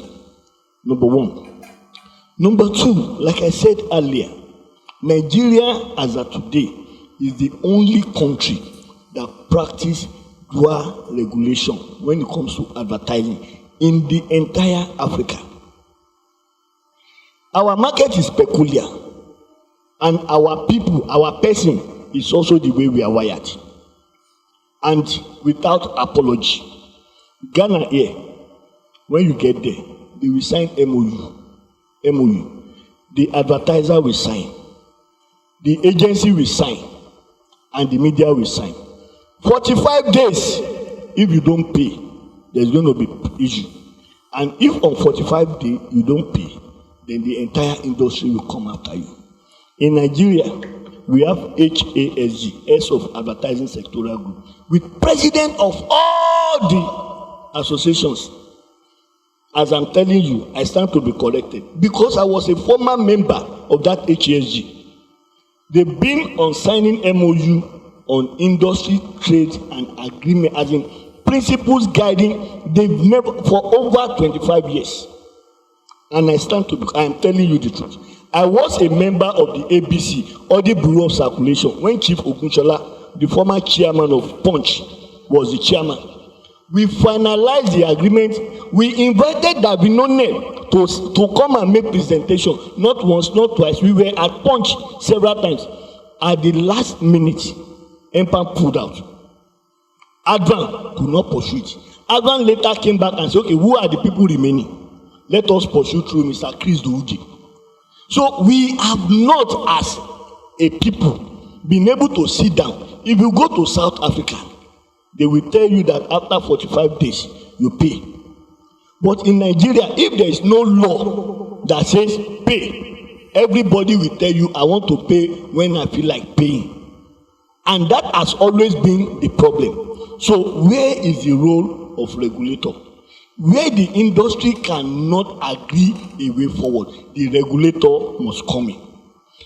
If people have been saying, I am good, then when they make law, you don't need to complain. For example, there's a one way, and the law says, don't take one way. If already you are not a bad person and you are not taking one way, then you should not be complaining that the government made a law that you should not take one way. You should not even be in the forefront of saying that, look, the government should not have made that pronouncement. It's not necessary. If truly and sincerely you as a person, you are not taking one way. But if you keep coming up to say, no, you see, we could have been allowed to have this conversation again, so that if, then there is a problem, the way we are wired. That is part one. Now, on this issue of model and voiceover, I can be selfish, and please permit me if I am. I represent the federal government here. I represent, so if I am expressing my opinion, I express it as a federal government representative. Nigeria has over 200 million in population, the biggest in Africa. The highest GDP in Africa. Now, if you are not using foreign model, and we say use Nigerian model, you shouldn't be the one to come out to say no, that policy will not work. Because already, you are already complying with it. Then you shouldn't have any problem with it. Let me tell us, Kenya as an economy, in terms of GDP, is far lower than Nigeria. In fact, in terms of population, it's not close to Nigeria. But you can check it. As of today, Kenya's advertising industry is 3 times bigger than Nigeria market. South Africa today, the GDP of Nigeria is bigger than South Africa. In terms of population, we are ahead of them. Now, South African market is 6 times bigger than Nigerian market. So where is the leakage coming from? If you want to produce an advertisement, it takes a community to produce an advertisement. When the ADVAN president was reading out the policy, I just tried to, let me just keep quiet. Now, if you want to produce an ad, you will need a voiceover artist. You will need a model. Because you need a model, you need a wardrobe manager. Because you need a wardrobe manager, you need a costumier. Because you need a costumier, you need security. Because you need cast, you need people on the ground. You need somebody that will make them entertainment. You need a DOP. You need lighting engineer. You need sound engineer. So, if you now take this into another market to produce or shoot an ad, sometimes it takes as much as $1 million to choose an ad. You can confirm, depending on the advert. Sometimes $500,000, sometimes $120,000, $150,000, depending on your budget. Now you take this $1 million into another economy. You get paid their hotel, pay their tax. After you have done with all these things, you now come back to Nigeria with a flash drive and say plug and play because you have done the advert. Now, what do we stand to gain? This material you are saying, the consumers are Nigerians. They will be the one to buy the product. You are going to make your profit from them. So when you now come back, you give it to a media independence and say, Shebi, they will take out of it, plug and play. So where is the modeling agency? Where are the voiceover artists? Take an example. The Big Brother Nigeria was done in Nigeria. The last one held in Nigeria. Do you know what economy that creates? How many people will go home with something for their family? Post-COVID, the industry is suffering. Post-COVID, everything has gone down. Mr. Odugbemi was explaining to us. When he was president, there was 130 something. Now they have less than 30. When I joined this industry over 25 years ago, Faith Foundation was collaborating with IDVAN to train Nigerians on how to produce films and commercial. But they've gone. Now, I was talking to a producer who says, before I used to have 55 staff. But now that all these things have been taken out of the country, I have like 3 now. Myself, my secretary, and my driver. Now, we should hold our arms as a country, as government. Look at the opportunity that this will have created for our people. And just say, no problem. Let us continue the status quo.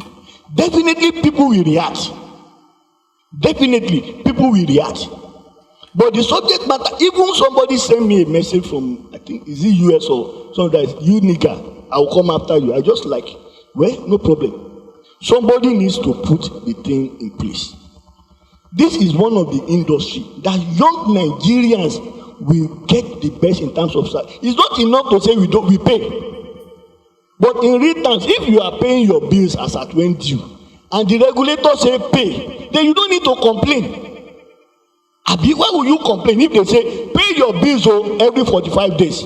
And you are now saying that, look, the regulator must not say that. We must first get into a room. There is no part of the law that we have read that says before you conclude to consult, but we have taken it upon ourselves as an agency to make sure that before we reel out any policy, we will first discuss with the stakeholders.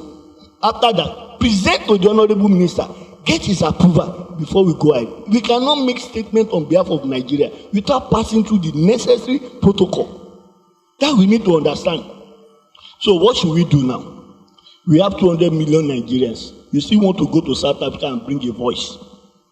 We have over 200 million Nigerians. You cannot find one person that's suiting your brand.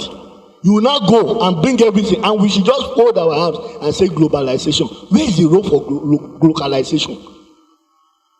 It's so bad that some brands are not international in nature. They are not multinational. I mean, they are not multinational. Their only presence in Nigeria are the smallest of opportunity. Everybody is going to South Africa, and they come back with flash drive and say, okay, the industry should take.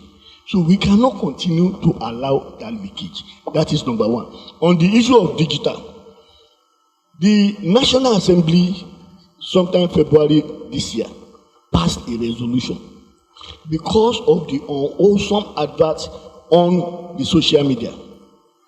After that, we wrote to all the people, because in that space, there is the primary digital media platform owners. There is the secondary. The primary being the people that really own that space, the Google, the Facebook, and all those people. Then the secondary being the influencer, the bloggers, and everybody. So what we need to do is, you can't regulate on the phone. You cannot. So we wrote to all of them, let us sit down. This is becoming an issue, and the government wants us to regulate. We wrote to Facebook and we wrote to Google, because we needed to start engagement. We can't just start rolling out. And for every action or decision we take, trust me, there's always a story, there's always history behind it. If we don't get what we want, we will have no option, because our people only understand the rule of law. We will bring the law against them. So we wrote to Facebook the first letter. They up till now, they did not respond. The second letter, we gave them 7 days. We wrote to Google. Google later came, and we started a meeting with them. In fact, as at last week, they were asking me for the update and report. As I was here now, there was a call from the Honorable Minister, because as of 2 days ago, I was telling him that I'm waiting for our head legal to give me the update I have to give him, until we receive a letter from them that was, I don't know what, but I think we have responded. There's no way you will leave your digital media space unregulated. And if you check, Ireland find Google for breach of data and all those things. So it's more like there will always be a breach and there will always be a sanction. However, what have we done? We cannot just decide that we want to regulate without we may look into the whole process, agree a protocol. How do we bring in code of advertising practice into this? Open your back end, put this protocol, let us agree how this thing is going to work. And so you wake up in the morning and the first advert you see, somebody sent me a message to me yesterday, is penis enlargement adverts. You see some of the, I'm sorry to go like this, but you see some of this in there. Your son wake up in the morning with his phone, and the first thing he see is all those, and you just imagine. They will tell you that these things that we ordinarily not pass through. So we should just fold our arms and allow this to happen. It won't. So the situation is that, like I said, we will always be available for education, for engagement. But it does not mean that we are going to see that. There is no part of our law that says if they advise you, you must take it. There is no part of our law. And our people, if they have done it the right way, for example, if the advertising industry have decided to respect themselves and set out the law, then we don't need to pass a regulation. But if they don't, tomorrow again, tomorrow, as in Saturday, we'll pass another one. Thank you. Thank you, sir. So I think I would love Google to respond to this on digital advertising. I know that Google already have policies in place. They have their community rules and regulations, what is acceptable, what is not acceptable. So again, this goes back to my initial question to Google about the impact of this new law on your operations. So how is this going to work? Because, especially like a platform like Google or Twitter or Facebook, you have content that isn't necessarily generated from this market, but can be viewed by this market. So how does that work when you have these types of policies in place? I mean, I know there's geo-filtering and all of that, but it's still very difficult. And what if someone was in Nigeria creating content that wasn't actually intended for Nigerians, but can be viewed by Nigerians? How are you guys trying to work around this issue? Thank you very much, Isioma. I think there are a lot of sub-context around the way advertising works on platforms such as ours. I mean, like you alluded to, I think the recurring theme there, and again, I hate to use that expression, it's that democratization, right? So it's pretty much the product or service owner who designs their content, determines where they would want it to be exposed to, issues of frequency and all of that stuff. What we basically bring into that conversation, one is the platform, and then of course the general guidelines that speak to what we will not accept, what you cannot do. Things where if you want to place this on the platform, you need to get certain authorizations and all of that. In terms of impact, I think the key thing would be it's the redesign. It's fundamentally asking for a redesign. And the way these platforms are designed to operate optimally, the principle is standard, not specialization. The challenge there, and again, the DJ alluded to that in his paper, is the different approaches to how this industry is managed in different countries, right? So in some countries where they're heavy on self-regulation and we expect the advertiser to be responsible, perhaps it might be easier to plug in there. But with what is evolving here, where it is not so much so self-regulation, but then also a clear mandate to say X, Y, and Z needs to be done before you actually publish, then it speaks, like I said, to the fundamental design of how that product is supposed to work.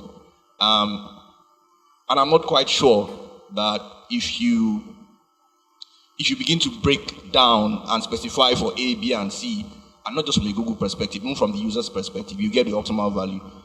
But again, there was something you said in your comments that I thought was interesting. You said something about examining a backdoor integration such that you are clear as to what the rules are in Nigeria. There's a new regime. You have your community guidelines on your platform that speaks to what can and what cannot be done. How do we now marry these two such that even in that internal review, because I mean, you don't just go on that platform and put your content and it goes live, right? We still review to be sure that you've aligned with the things that you say you can or cannot do.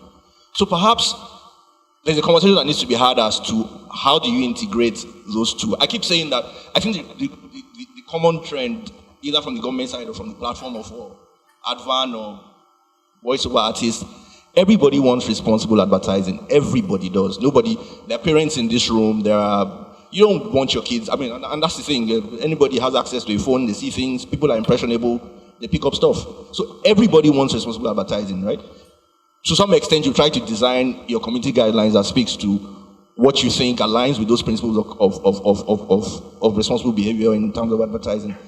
Now, ARCON has said that there's this additional step you need to take in terms of pre-vetting before you publish, okay?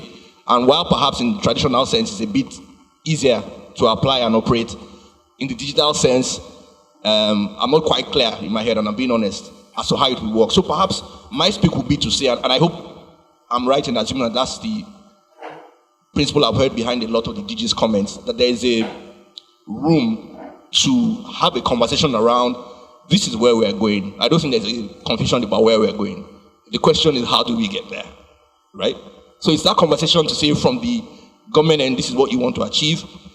platform owners, you understand your design and your technologies and all of that. How do we weave all of those threads together to get to where we need to go? And I hope that we can, like you alluded to, continue to have those conversations such that we land at, one, what will work, and two, what we can sustain. Fantastic. And I mean, you guys have met each other here, so you're now friends. Yes. Now, just a last question to all panelists before we open up for Q&A is, the International Chamber of Commerce International Code of Advertising Practice, Article 4, says that advertisements should not condone any form of discrimination based on race or national agency. So how do these provisions, in the new law, how do they conform with this international standard? So really what I'm asking is, do we think that the new law is international best practice standard? Thank you for that question. Thank you very, very much. So part of the thing I want to just enforce and say in that stuff is that the DG mentioned certain things I want people to listen to in the room. He said by Nigeria definition. You've taken Nigeria out of Africa, out of West Africa, out of global. Best practice is what everybody wants to emulate. Best practice is what ADVAN is saying. We don't have anything against any government agency. In fact, we are regulated on all fronts. So you sit on a brand, you are doing banking, CBN, Financial Reporting Council, EFCC, every Friday. There's a report around those that paid 5 million and above individual to your bank. You must send it. We are regulated on all fronts. So regulation is not what we are against. And so if we sit and say, oh, you people are doing good, why are you against regulation? We are not against regulation. But with everything we do, we have conversations with regulators and say, we have seen this in other climes. We have seen this not work before. Just to digress, 3 years ago, HASG had a conversation on model ban sent to the last registrar. Had a conversation on model ban, HASG group. And they had their input on that model ban. Somebody should please go and investigate. It's not for me to tell everybody what was that ban. But they didn't like the conversation, HASG as a body. So, banks, when I was growing up, were over 100. Now they're about 23. So we, the financial people or people that put their money in banks, kill the banks. They were over 100. Now they are 23. So when people come together for expertise, for people merger is a business conversation. So if I'm good at creative and I want somebody that is very good at voiceover artist recruitment, I can merge with that person. So 100 and something agencies can become 30 agencies. But they are still servicing the environment. On the conversation around ad spend, let me tell you what will shock you. You will not do a funeral ad in Nigeria. In South Africa, they advertise funeral as if they want you to go tomorrow. And it's their custom. You cannot do a funeral ad in Nigeria. In South Africa and outside Nigeria, insurance companies own banks because people are insuring their bodies out there. We're not even insuring our cars. There are conversations we need to have. These conversations is not a court-paced conversation. So if in South Africa people are doing advertising for funerals, will the spend not be more? I'm just a one part. So we have our nuances. We have things we don't go to. We have things we don't do. So if you want to increase spend, look inwards and say, how do we increase advertising spend? If people are becoming from 100 to 30, don't point fingers at us, the advertisers, because it's not us. We are here to grow here. There are brands in Nigeria now that want to move out. I will tell you, if you go to Ghana, the biggest media buying agency is a Nigerian agency, even in Sierra Leone. I don't want to call their name. They are the biggest in media buying in Ghana, owned by Nigerians for Nigerians. In fact, the money ends up here. If you try to take Nigeria out of the African conversation, we won't achieve what we did in music and in Nollywood. We will not. And that, so I just wanted to bring some clarity to what she asked. The reason why it is a Nigerian definition is because it cannot tie in with the international thing you asked. And I know it was said clearly here by the DG that the Nigerian definition, because if you have advertising in your name and you are reaching out to marketing, the marketing I study, advertising is a substance. There's even an arm of marketing now which is PR that is not even in this. So I saw the list that was listed. It's not there. So marketing is not even complete. You're not even brought the PR into the conversation. So please guys, the reason why you're advertising is because advertising is an English word, gets the meaning and the word from the English dictionary. And so let's stick and not define it in Nigeria because not a local language are defining anything. Thank you.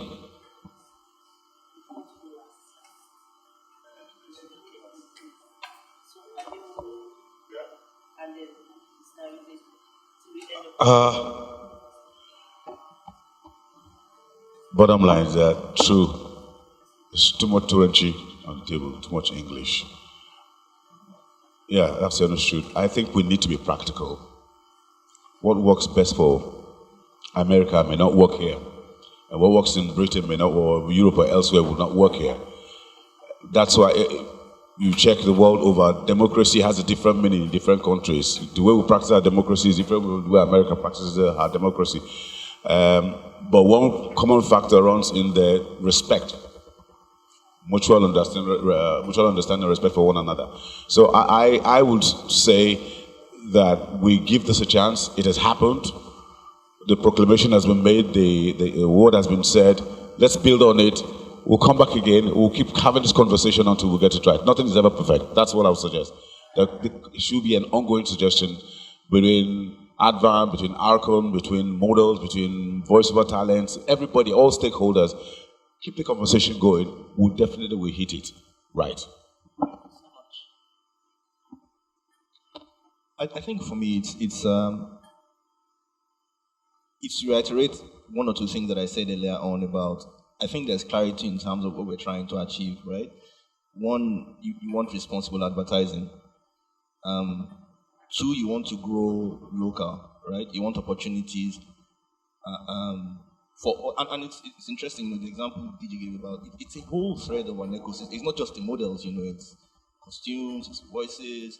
You look at a lot of the videos you see, music videos that you see here, and you just begin to imagine, yes, you see, and I'm not advertising for it, you see David or whoever in front of him, but there's a whole lot behind it. There's a cameraman, somebody made those outfits, all of those things. So it's a whole chain. So we're clear about how we need to, you want to protect that, you want to preserve that, you want to increase the opportunities for that ecosystem to generate value and drive revenue. But I think that in doing that, in achieving those two things, it's always important to have these kind of conversations that we're having. I do a bit of writing, right? And sometimes I find that I've written something that I thought, this thing is going to get the Grammy. And then you share it with somebody else. And you never imagine that there was I'm not even talking about thoughts now, I'm talking about grammar and expression, right? And you never imagine that there was a flaw in nothing. And somebody goes, well, this thing was here all along. How did you not see it? But because you were clear in your intention, you were clear in terms of your expression. But sometimes there's a gap between that and what actually landed on the paper. I say that to drive the point home about, I think that intention is clear, and I think we're aligned in terms of objective. But then perhaps in terms of the landing, it hasn't quite landed ideally. And perhaps the thing to do there, and which is what I believe this is about, and I believe that there will be subsequent versions of this kind of gathering, is the conversations around that landing. How do we make this land perfectly, such that it works for everybody? Because it's a whole ecosystem. There's government, there's platforms, there's advertisers, there's ad agencies, it's everybody. I think that we need to have those conversations. We're clear as to what we're trying to get done. How do we get this done in a way that it works for everybody? Let's have those conversations. Thank you, sir. And then Mr. Odugbemi. Thank you. I think the key is to understand that there is the letter of the law, and then there is the spirit of the law. And I think the spirit of the law is the one that looks for a common ground as to what we are trying to achieve.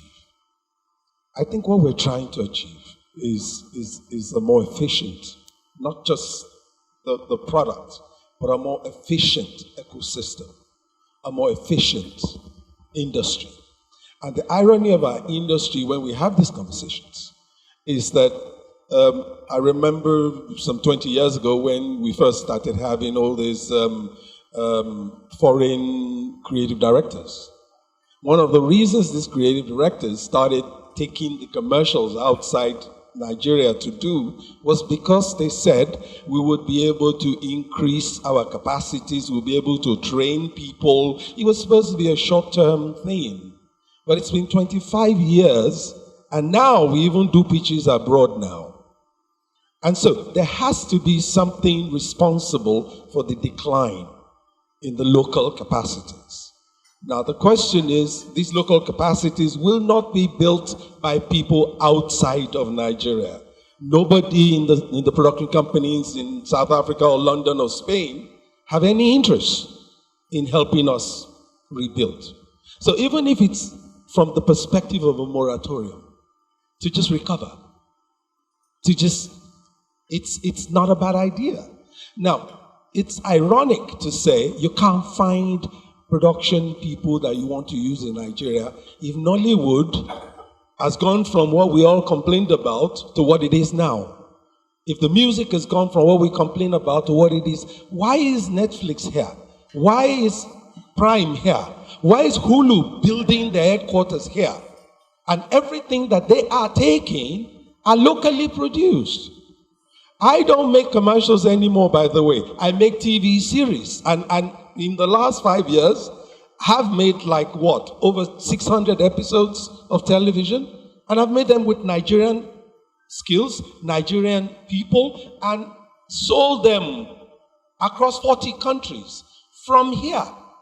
So I say that to say the idea that we are going out because that's the only way to get quality is actually not entirely right.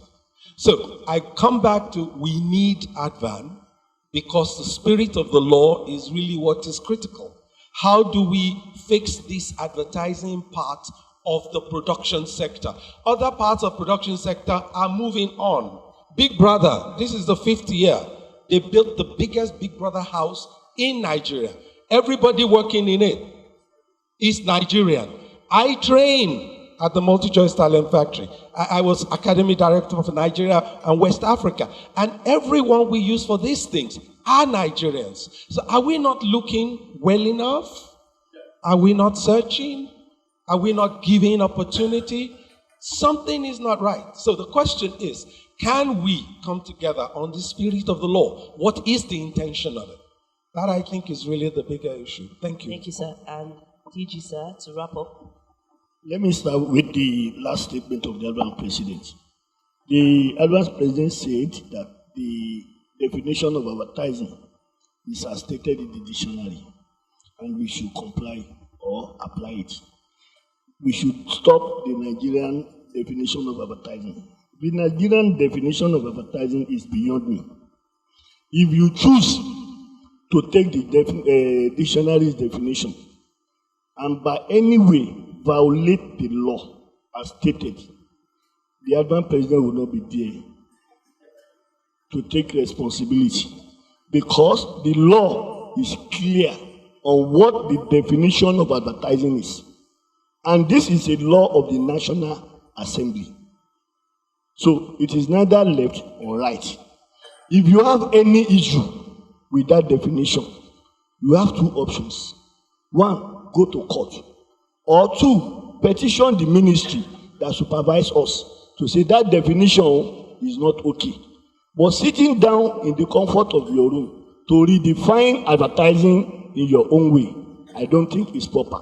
That is number one. On the question that you asked concerning races and everything, let me cite a small example. This year, sometimes around April, if I am right, Canada came up with a policy and said no foreigners must invest in their property sector. You can check it. Canada came up with a policy and said we don't want foreigners again to invest in our property sector. Going forward, it must be strictly Canadians.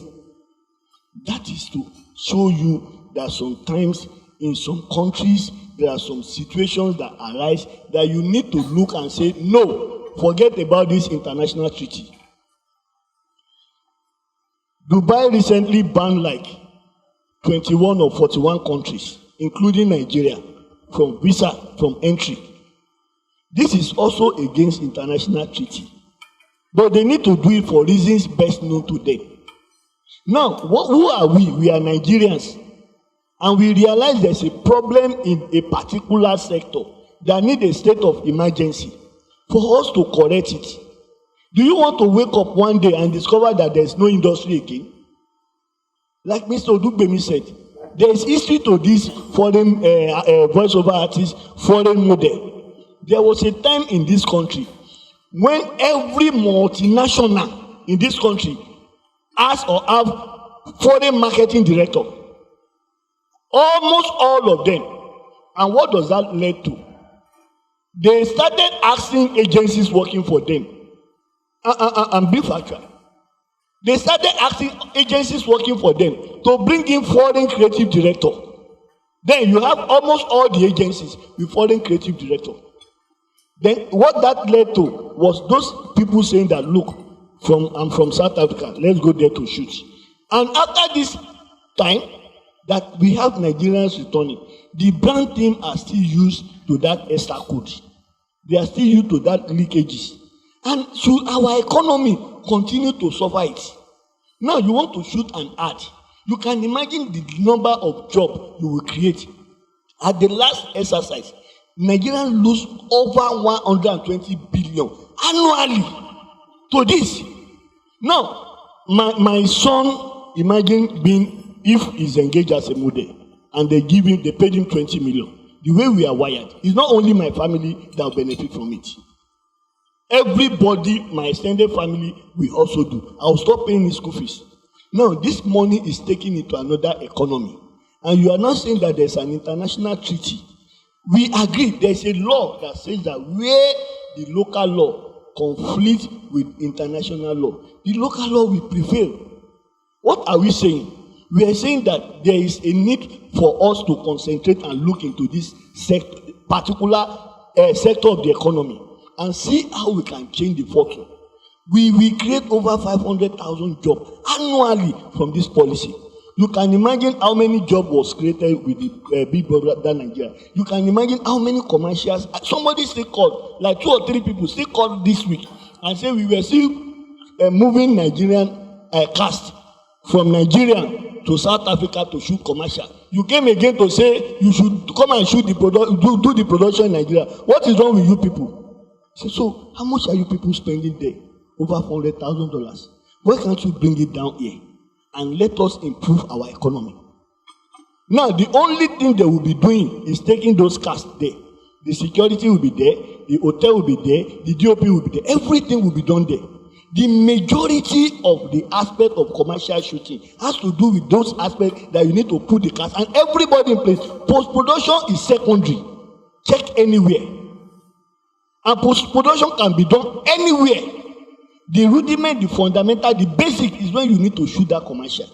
And so if there is an international treaty that says this, then we need to look at our local law and say, look, at this time of the year, we need to look inward. We are Nigerians and we need to cater for ourselves, at least to start. If you want to compete globally, maybe you need to have something inside your stomach.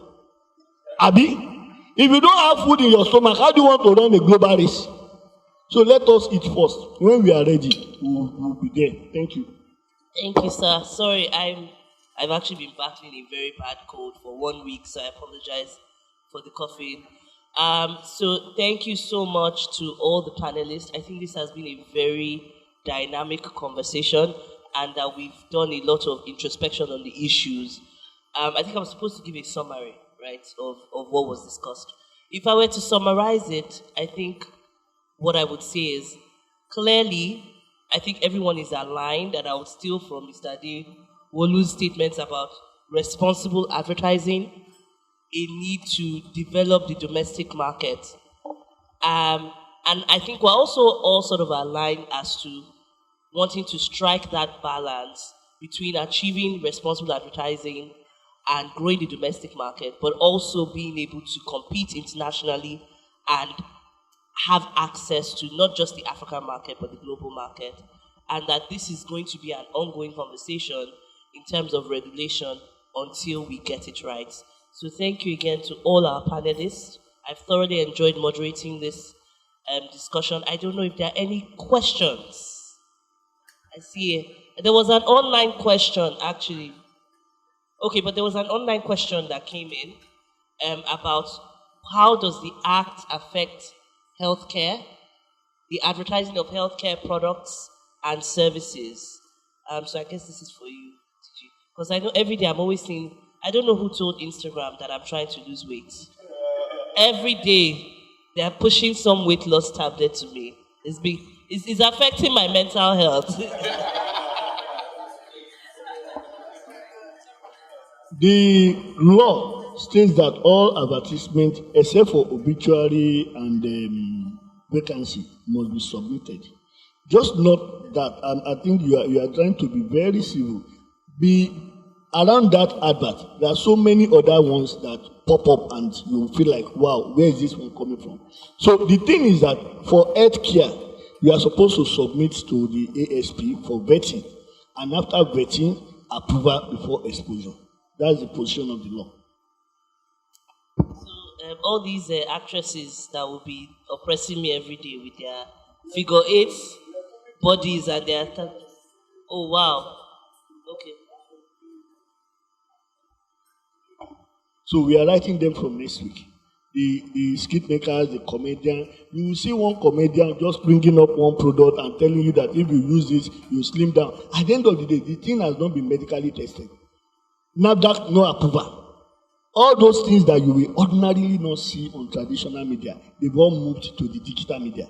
And so we cannot just continue to allow that space to be there like that. So the thing is, we are moving to the secondary platform owners from next week. Thank you, sir. Okay. Who was the first person? No, wait, first. Orderly. Thank you. I think my comments will be in terms of, and I'll start with my reps from the voiceover and the production to say what Advertisers Association is trying to say is this. I think he kind of put clarity to what I wanted to say. I think it was like the landing is where we're not clear, that we're not in agreement. We're all in agreement with the fact that we want to grow local content. We're all in agreement in terms of supporting Nigerian businesses, supporting Nigerian content. What we don't agree with is how we got to this point.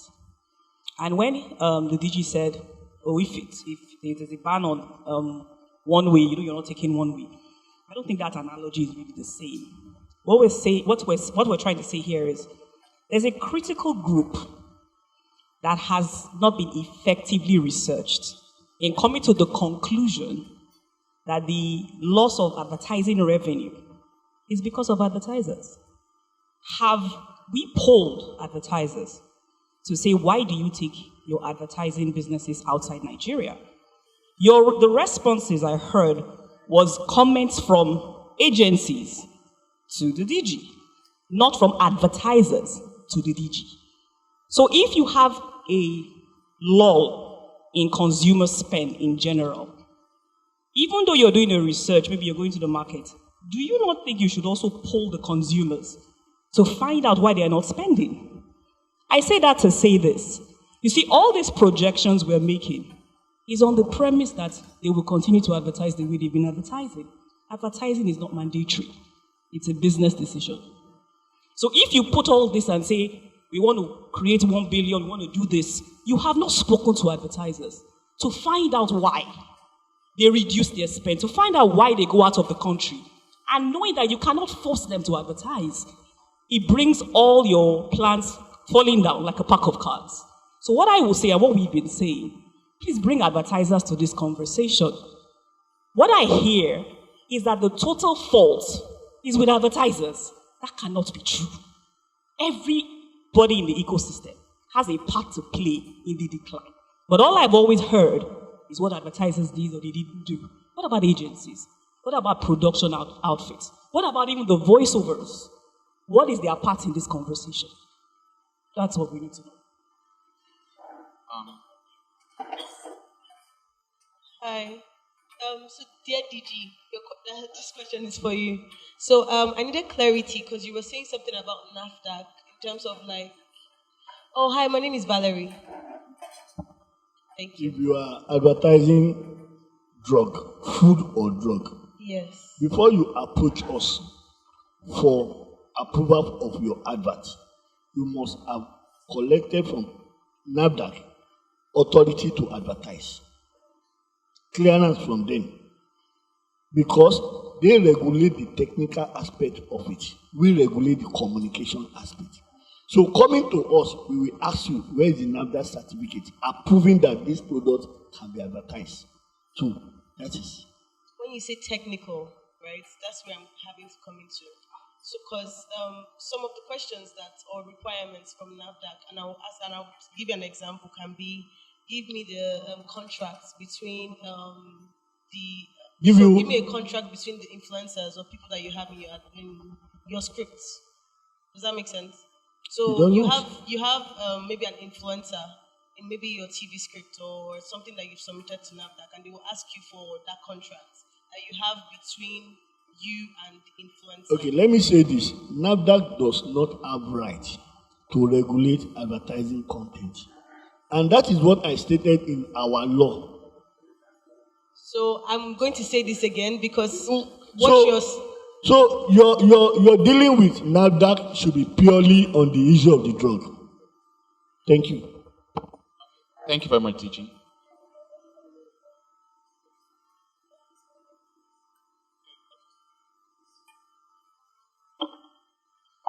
Hi, thank you very much, DG, and the panelists. Excellent conversation so far. My name is Ridwan Shonke, and I head government relations for Procter & Gamble. I have two questions. One, from the point of view of the conversation you had talked about on the signage agencies, and like on this, So like you have talked about, we've seen a lot of requests coming from these agencies, from OISA to OXA. To a lot across the states, right? I think it's transcended from just, coming to ask for payment around, your billboards, right? To things like brand visibility, which they've also classified as, advertisement, and even, as far as, point of sale materials, right? Saying that, you need to pay for each and every point of sale materials you have in store, right? What are you doing in light of the fact that you've mentioned that you're trying to also bring this signage agency under your regulatory purview? What are you doing to address that? Because at what point do we get to the point where it's becoming, over-regulation by the number of, agencies out there? And also, how do we strike the balance between regulation and revenue drive? I think that's the first one. The second one is in terms of the conversations we've had around, this voice-over artists and, how that necessarily connects to, structures of a lot of multinationals. And I know that, the president of ADVAN had talked about it in terms of, at the end of the day, the way we look at things is we look at it not only just from the national point of view, but also from a regional standpoint, right? And I think, as we think about, putting up regulations in the country, we're thinking about the AfCFTA. Our thinking is evolving beyond just Nigeria to thinking on Africa. How can we leverage Nigeria as the strategic export hub for Africa? So P&G, for example, Nigeria is our export hub for our West Africa. We've leveraged ECOWAS for a long time. Now with AfCFTA, we're thinking about, broader Africa. But with this kind of regulation, I think that, a lot of time, especially around ECOWAS and even, to the right, you see that, when Nigeria makes a regulation, the rest replicate. And when they replicate, you realize that it's really a case of, instead of, trying to expand the local industry, is this regulation not going to lead to a case of, shrinking the pie versus expanding the pie? And if I'm having, let's say, $500,000 as, an advert spend, let's say for West Africa or SSA, and the Nigerian wakes up to say that, this has to be 100% local context, which we want to do. I think the consumers dictate that, right? It's all about, consumer preferences. If consumers really say that, we need to use, Nigerian people. I mean, we've always used it even in our, adverts with always and US. It's always been Nigerians, right?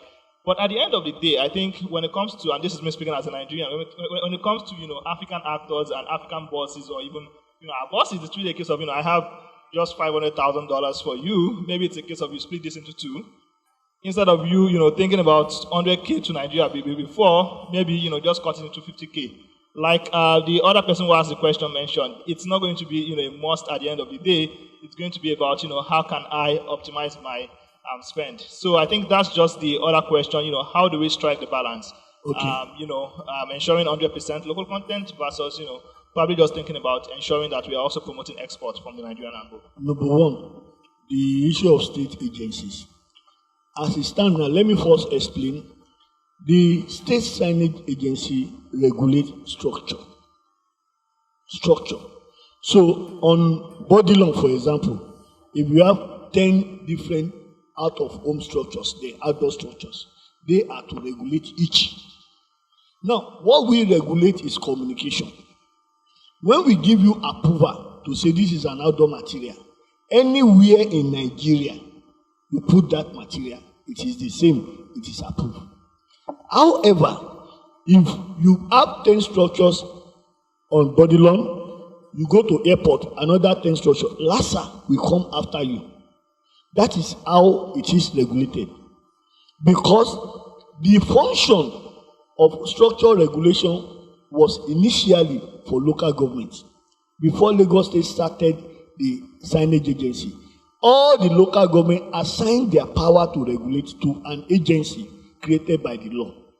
So the only thing we have been doing is wherever there are issues, somebody escalate to us, we either call the person, we call the director, the DG of the agency. I have to intervene and make sure that whatever the issues are, I'm able to resolve it. So that is the relationship we have now. And like I said, we have reached out to them to tell, because we discovered that most of their licensees are politicians.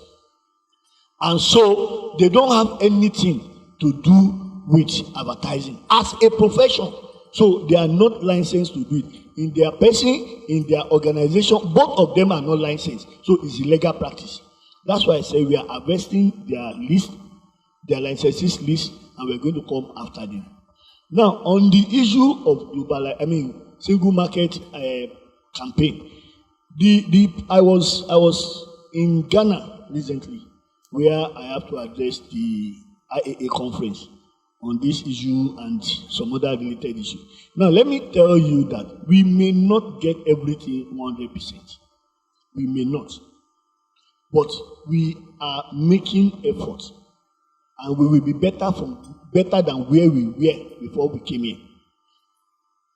My friend Udeme advert was a global campaign. My friend Udeme, go check it. It was run across market. When you get to Ghana, it was my friend Kwame. When you get to another market, so it was a global campaign. So what have we said? At the point of execution, let it resonate with our people. Who are you selling these products to? Nigerians. Now, you are saying that it is, I'm not looking at it from the corporate now. Please, permit me to be selfish. I'm a government. And I have a duty to create job for my people.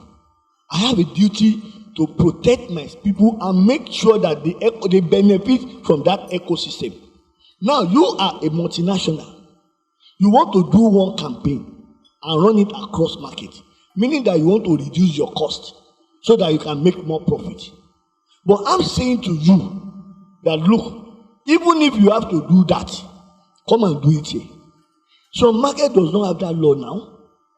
So if they don't have that law, definitely there are some in Nigeria. Disparaging advertisement is not allowed. You cannot look at me and say my product is better. There are some things we don't allow. But in Ghana, anything goes because they don't have a regulatory structure for advertising. So if this is the situation, you need to look at where it is well done. Now, 90%, if not more than that, of the commercials that are exposed in Nigeria are shot outside. That's the situation we are. So if tomorrow Ghana said, come and be shooting adverts in my country, is it not because government of Ghana wants to benefit, the Ghanaians that we buy from it to benefit from it? Or should we as Nigeria now say, because Ghana has decided to, please let Nigerians don't do it again? You can't wake up in Nigeria today, go to Germany and start running an ad. The president of Iran was supposed to be interviewed on CNN. Because of small issue of you did not cover your hair, he decided to decline that interview. Imagine if a cultural advertisement is done in this country, what do you think it will look like? If you are advertising Coca-Cola in Saudi Arabia, you cannot use a model that did not cover our head. So where are we? What we have just said is that in the content, not even context alone now, of producing your advert, make sure it speaks to Nigeria and it resonates with Nigeria. And Nigerians can take benefit of it. If you do this, some other people within the system will benefit from it. It will reduce the pressure on the economy. It's just a government policy aimed at growing the industry. Look, the issue of we will stop advertising. It is neither here nor there. It's easier said than done. It is neither here nor there. And it is easier said than done. If you want to stop advertising because we say don't produce your commercial in Nigeria, is welcome. But the truth is that you cannot sustain it. You cannot sustain it. Just because Ronaldo changed soft drink bottle and put water there, their share went down 25% within 30 minutes. So we don't want to go into that conversation of threatening the government. It won't happen. It won't happen. So we are here because we need to agree that there's need to grow this industry. And there must be conscious efforts aimed at growing the industry. Nigerians must benefit as consumers from advertising industry. Thank you. Thank you, sir. So I actually want to make a contribution to this. So I think I'm off my moderator duties, so I can say something. It's to this question. So I want to give us some context from the film industry. I actually think we can learn. So I want to go back to the issue of free trade. If you look at how the EU works, right? So and France is French people are very passionate about protecting their culture, their creative industries. They don't joke with it. France, just like Nigeria, is one of the countries where your moral rights under copyright law cannot be waived. That I cannot sign a contract and waive my moral rights, even if I assign all my rights to you. Moral rights are like my rights to attribution. So as long as that work can be attributed to me, if you do something with that work that goes against my person, I can stop you from using it, even if you've paid me, even if I've assigned the right to you. So I'm giving this context. Now, in French law, when it comes to co-productions, they have some protectionist policies around French films. That's their broadcast laws or French TV shows. There's a percentage that needs to be French, and they define what they mean by it being French. That is that the cast and the crew is French and all of that. But within that definition of a French film, they put a percentage for EU films on the basis that they are part of the EU. I think we can take some learnings from that. So pulling in some definition of local content to include African content. So that's learning number one. And then number two, just looking at the law as a lawyer, I agree that it's not landing. Because we're focusing so much on the people above the line. Above the line will be the actors, the models, the voiceover artists. When the bulk of the money actually comes from the people below the line, the DOPs, the producers, the grip specialists, the lighting guys. And the law isn't explicit on the issue of this thing needs to be produced in Nigeria with a Nigerian crew.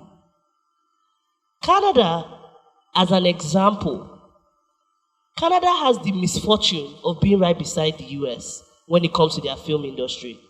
Because it's Hollywood there's nothing you can do about it. And I love Canadians, but they are just not as interesting as Americans. So even if they produced good films, I'm more inclined to watch a Hollywood film. And Nollywood and Nigeria has that same pull that Americans have, right? I always say that America is Nigeria with Gucci belts. It's a joke we crack all the time. Because I feel that the two countries are so similar, right? Now, in Canada, they said, okay, we can't fight these Hollywood people. There's nothing we can do about it. How do we create a competitive film industry in Canada? They decided that we'll be the place where they produce their films. Like, we're not going to try and compete with them and make a film and go to the box office. In fact, frankly, I mean, America has like 300 million people, so we're already dead, right? So how do we still have a thriving industry? Say, they will make them come here to produce their films. So my parents live in Toronto, and they live in the center of town. There's a place called Bay Street. So I would be walking down Bay Street, and they are shooting all your big Hollywood TV shows. They are shooting there. Because Toronto is a mirror city for New York. They look practically the same. And they do that in Vancouver and different places. Now, why do Hollywood people come to shoot in Canada? It's cheaper. And you have competent skills. What makes it cheaper? They give tax credits, right? They give tax credits. So if you come and you meet the criteria, what's the criteria?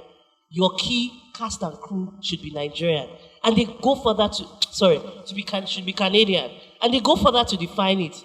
What do they mean by key? So your key actors, you're above the line, a certain percentage should be Canadian. And your key below the line, your director of photography should be Canadian. So I'm guaranteed that when I come to Canada, I will have competent hands to shoot my production. And I'm going to get, in some cases, almost up to 60% tax rebate back if I shoot in Canada. I mean, it's a no-brainer. And it helps that at the max 5 hours flight back and forth down. It is using incentives to drive compliance as opposed to wielding a sword. And that lands more. And I think that is the disconnect. And I do not think this is something that is difficult to solve. So I thought it was very important to throw the context into the mix and say, we're not dealing with unique circumstances. Other countries have had to deal with these circumstances, and they figured out a way to protect their domestic markets, but not limit their access to other markets. Thank you.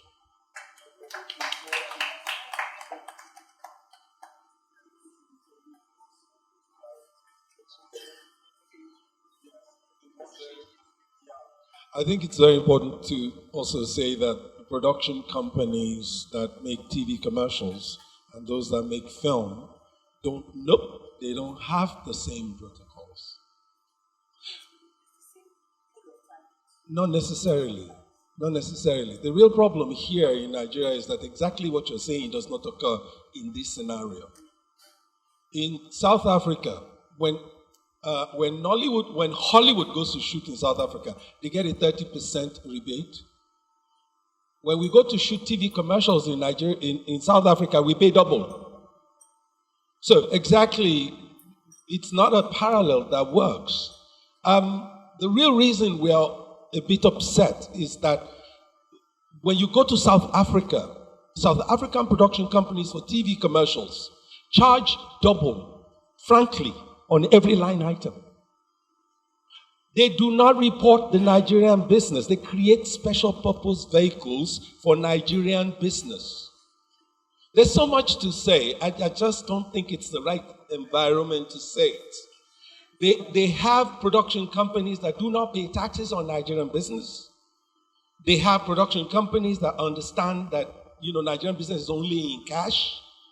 There is so many levels at which things are not exactly parallel. So, what you're trying to say, I like it, because for Nollywood, that's where we want to go. But it's two different things.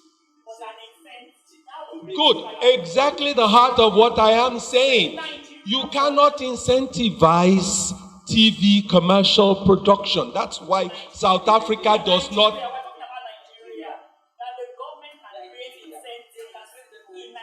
for you to shoot in your own country, but they don't incentivize South African products to shoot in their country. They don't incentivize.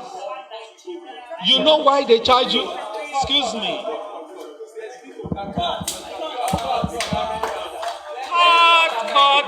Cut. I understand. Excuse me. Let's.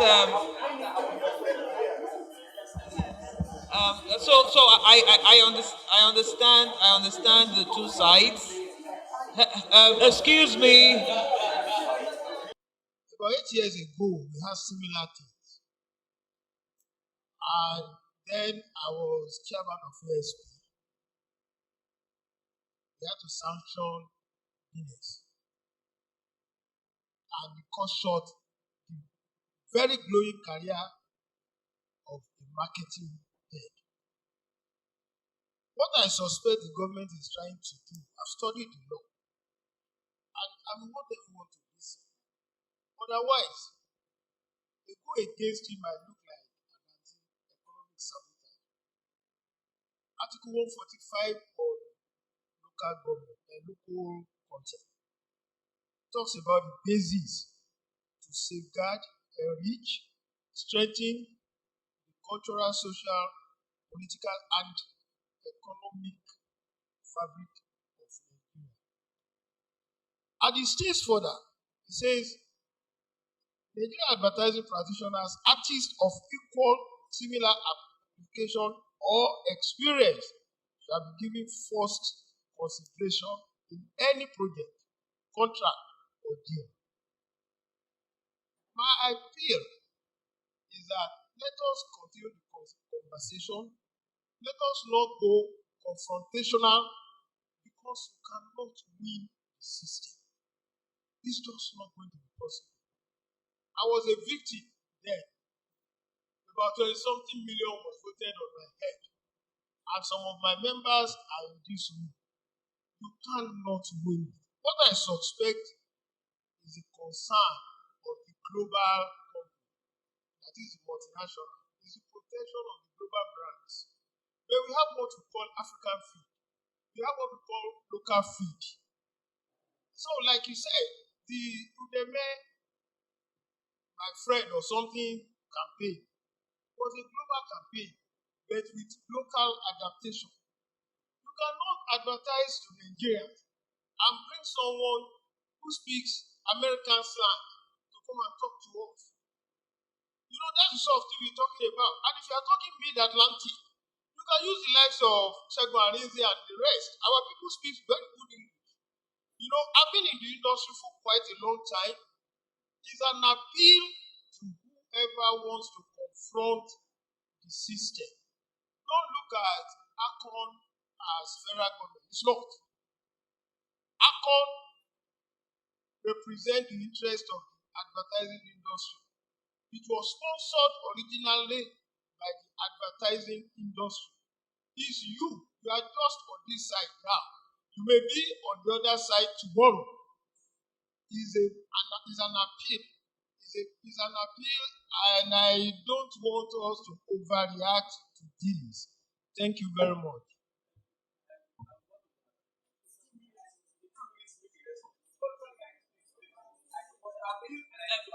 Sorry, the DG has to leave. Yes.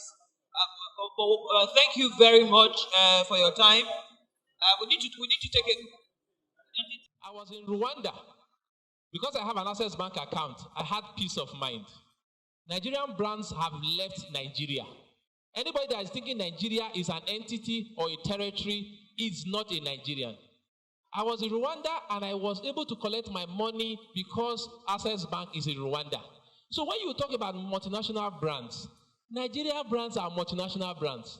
They have left the shores. So when you say multinational brands and you think you're talking about the likes of the P&G, the likes of Unilever, we are multinational brands already. So don't get it confused and say, oh, multinational brands are protecting national brands. I was in Rwanda. It was so peaceful for me because I have an asset. I'm not a brand. I was a Nigerian bank brand. And I was able to pick my money. So, on the conversation around saying to me, APCON is not federal government, is the advertisers. For those that want to know and are not aware of this, APCON was formed by AAAN, who this man was talking about when he said that in South Africa they collect cash for your production. Let's be honest and have a conversation if we want to have a conversation. So I'm passionate about this, and I like to make people understand that brands in Nigeria are already multinationals. Each time we say multinational brands, I laugh. There are Nigerians in Ghana.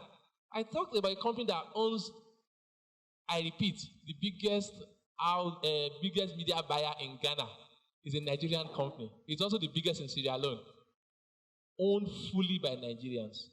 Nigerian companies have left. They are the ones even calling me more to say we would have conversations that we cannot have with people because we are Nigerian brands, and those are the Nigerian brands I am protecting. Don't see ADVAN as protecting multinational foreign brands. The Nigerian brands that have left this shore know what will happen to them when they land in other countries based on what we are doing in Nigeria. In Africa, they would always have a representative effect on Nigerian laws. I said to you guys, in the next 6 months, if we don't have counter laws, I was in Ghana, and the DG was also there during that time. If we don't have counter, I met the brands in Ghana. If we don't have other laws like that from other African countries, I'll be surprised. And that's the truth. And Nigerian brands that have left Nigeria. Thank you. Thank you so much. I don't know if you have any more questions. DG has left. I actually wanted to speak, divert a bit and speak about the digital marketing or social media part of his whole process. What I wanted to appeal to him was, unlike the way the law was brought out for what we're talking about, it would be good to have digital marketing professionals in the room and properly discuss these issues, rather than just come up with a blanket rule and say, okay, this is banned, this is banned. Because the truth of the matter is, like I wanted to mention to him, it's literally not possible for my 7 or my 5 years old daughter to see an ad of the enlargement for the genitalia. No, it's really not possible.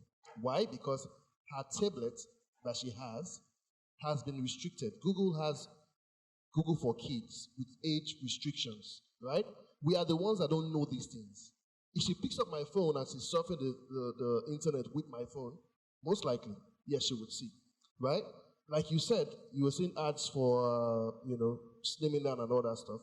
Most likely you visited a website or you saw an ad, right, that has the capacity to retarget you with other things, right? So if you don't understand how digital works, you might just come up with some laws that might not be applicable. So it would be great to have digital marketing professionals in the room, and we can tell you how this can work, rather than just sending, I don't know what the contents of the letter was that was sent to Facebook and Google, but if it's not something that would work, I'm sure they're not going to give you a response. But if you have digital marketing professionals in the room, and they tell you, okay, these are how the platform works, and this is how we can streamline and achieve what you want to achieve, which is responsible advertising and all that, and this is how we can do it. Then we can move forward than just saying, which I think it's how it usually works. Oh, this has been banned, don't do this. And it really doesn't, it really will not cut through for those of us that are digital marketing professionals.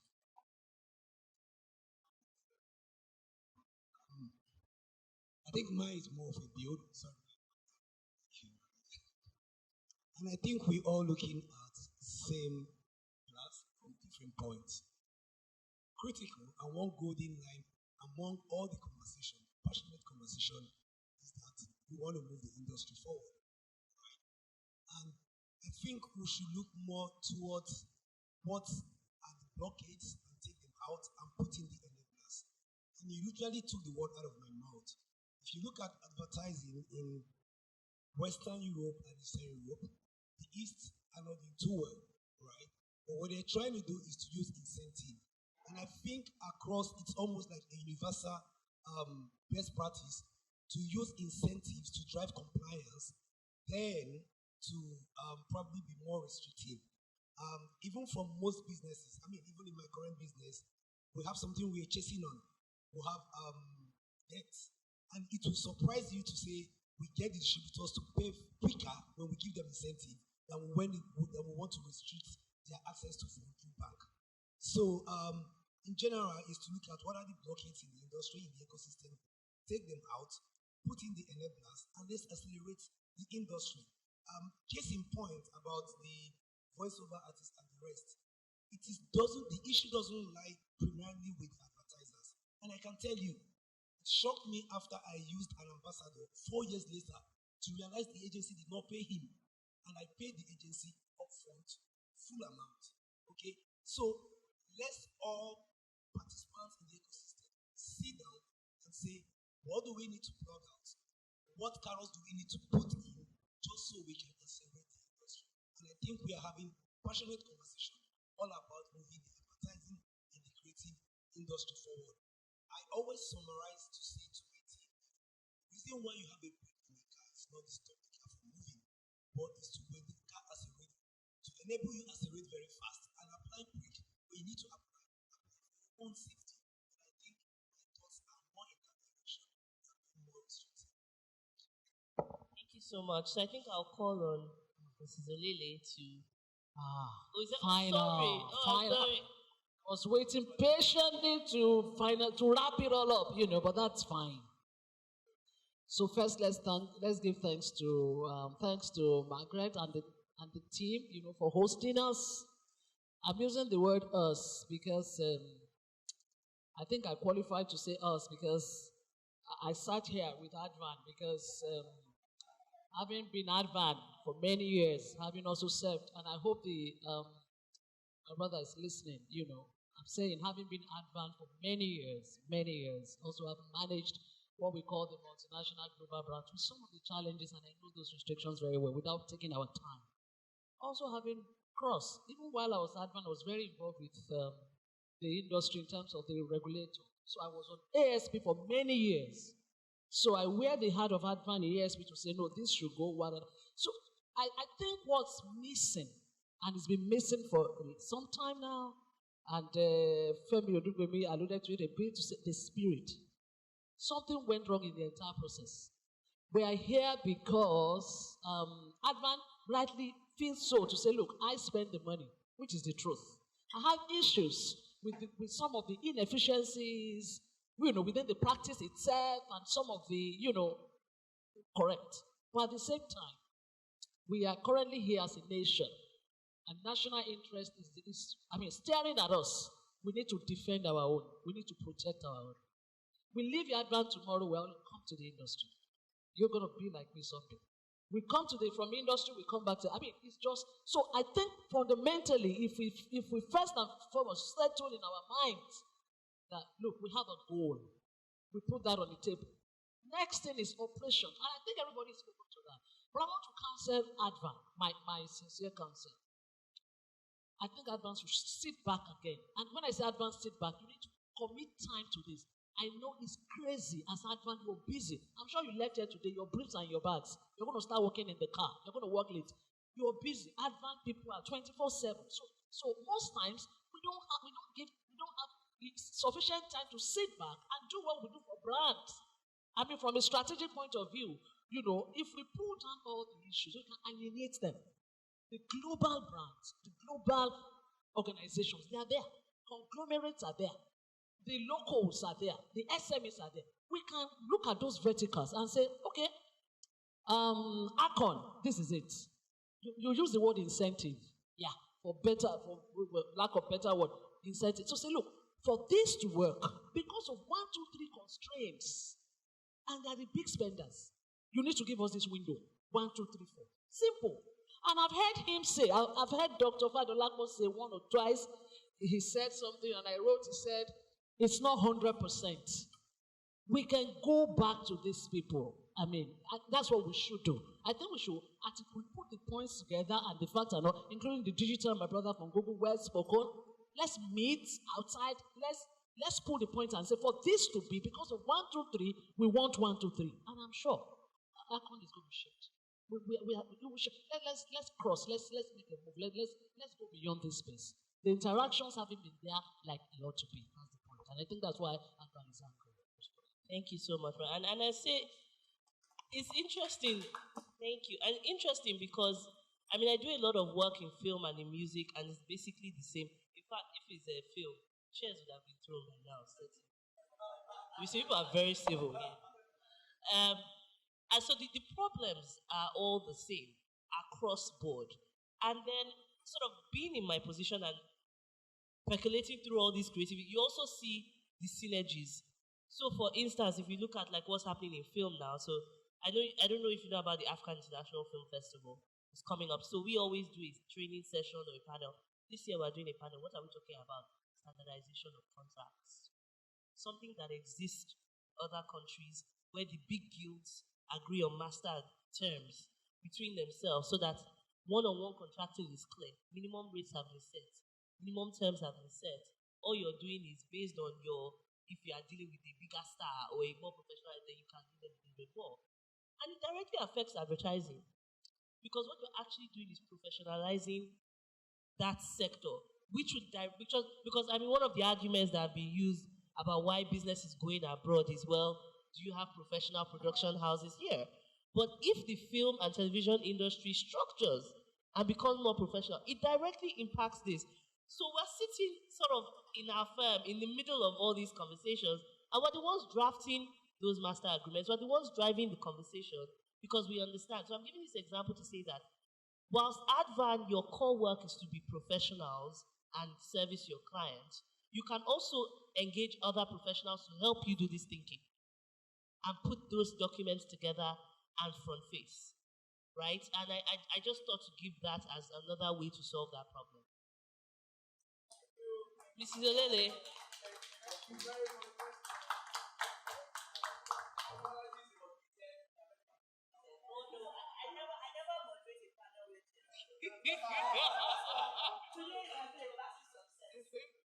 Well, thank you, everyone. I know that this is just the beginning of a lot of conversations that will happen.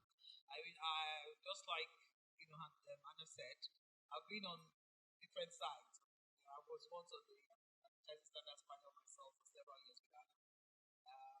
I've been the piece of being advertiser, doing the production and everything in-house in the same organization and organization. And so yes, so it's been and then also working across the continent. So I'm talking about the collaterals. But I see a lot of opportunities for further dialogue. In spite of all the heated, I see an opportunity for that. I believe that moving forward would be us putting together a document for coming out of this discussion and engaging other stakeholders. We talked about tax incentives. What is trade and investment in this space? There's still quite a lot to do. And so the next step would be to get summary outcomes. Meeting from us. I also would like to thank you for the engagement, for the time. And I would say that this is one of the very exciting conversations I've been involved in a long time. And many thanks again to our moderator for the time you spent here and the way you were able to manage a very, very, very passionate panel. Thank you, everyone.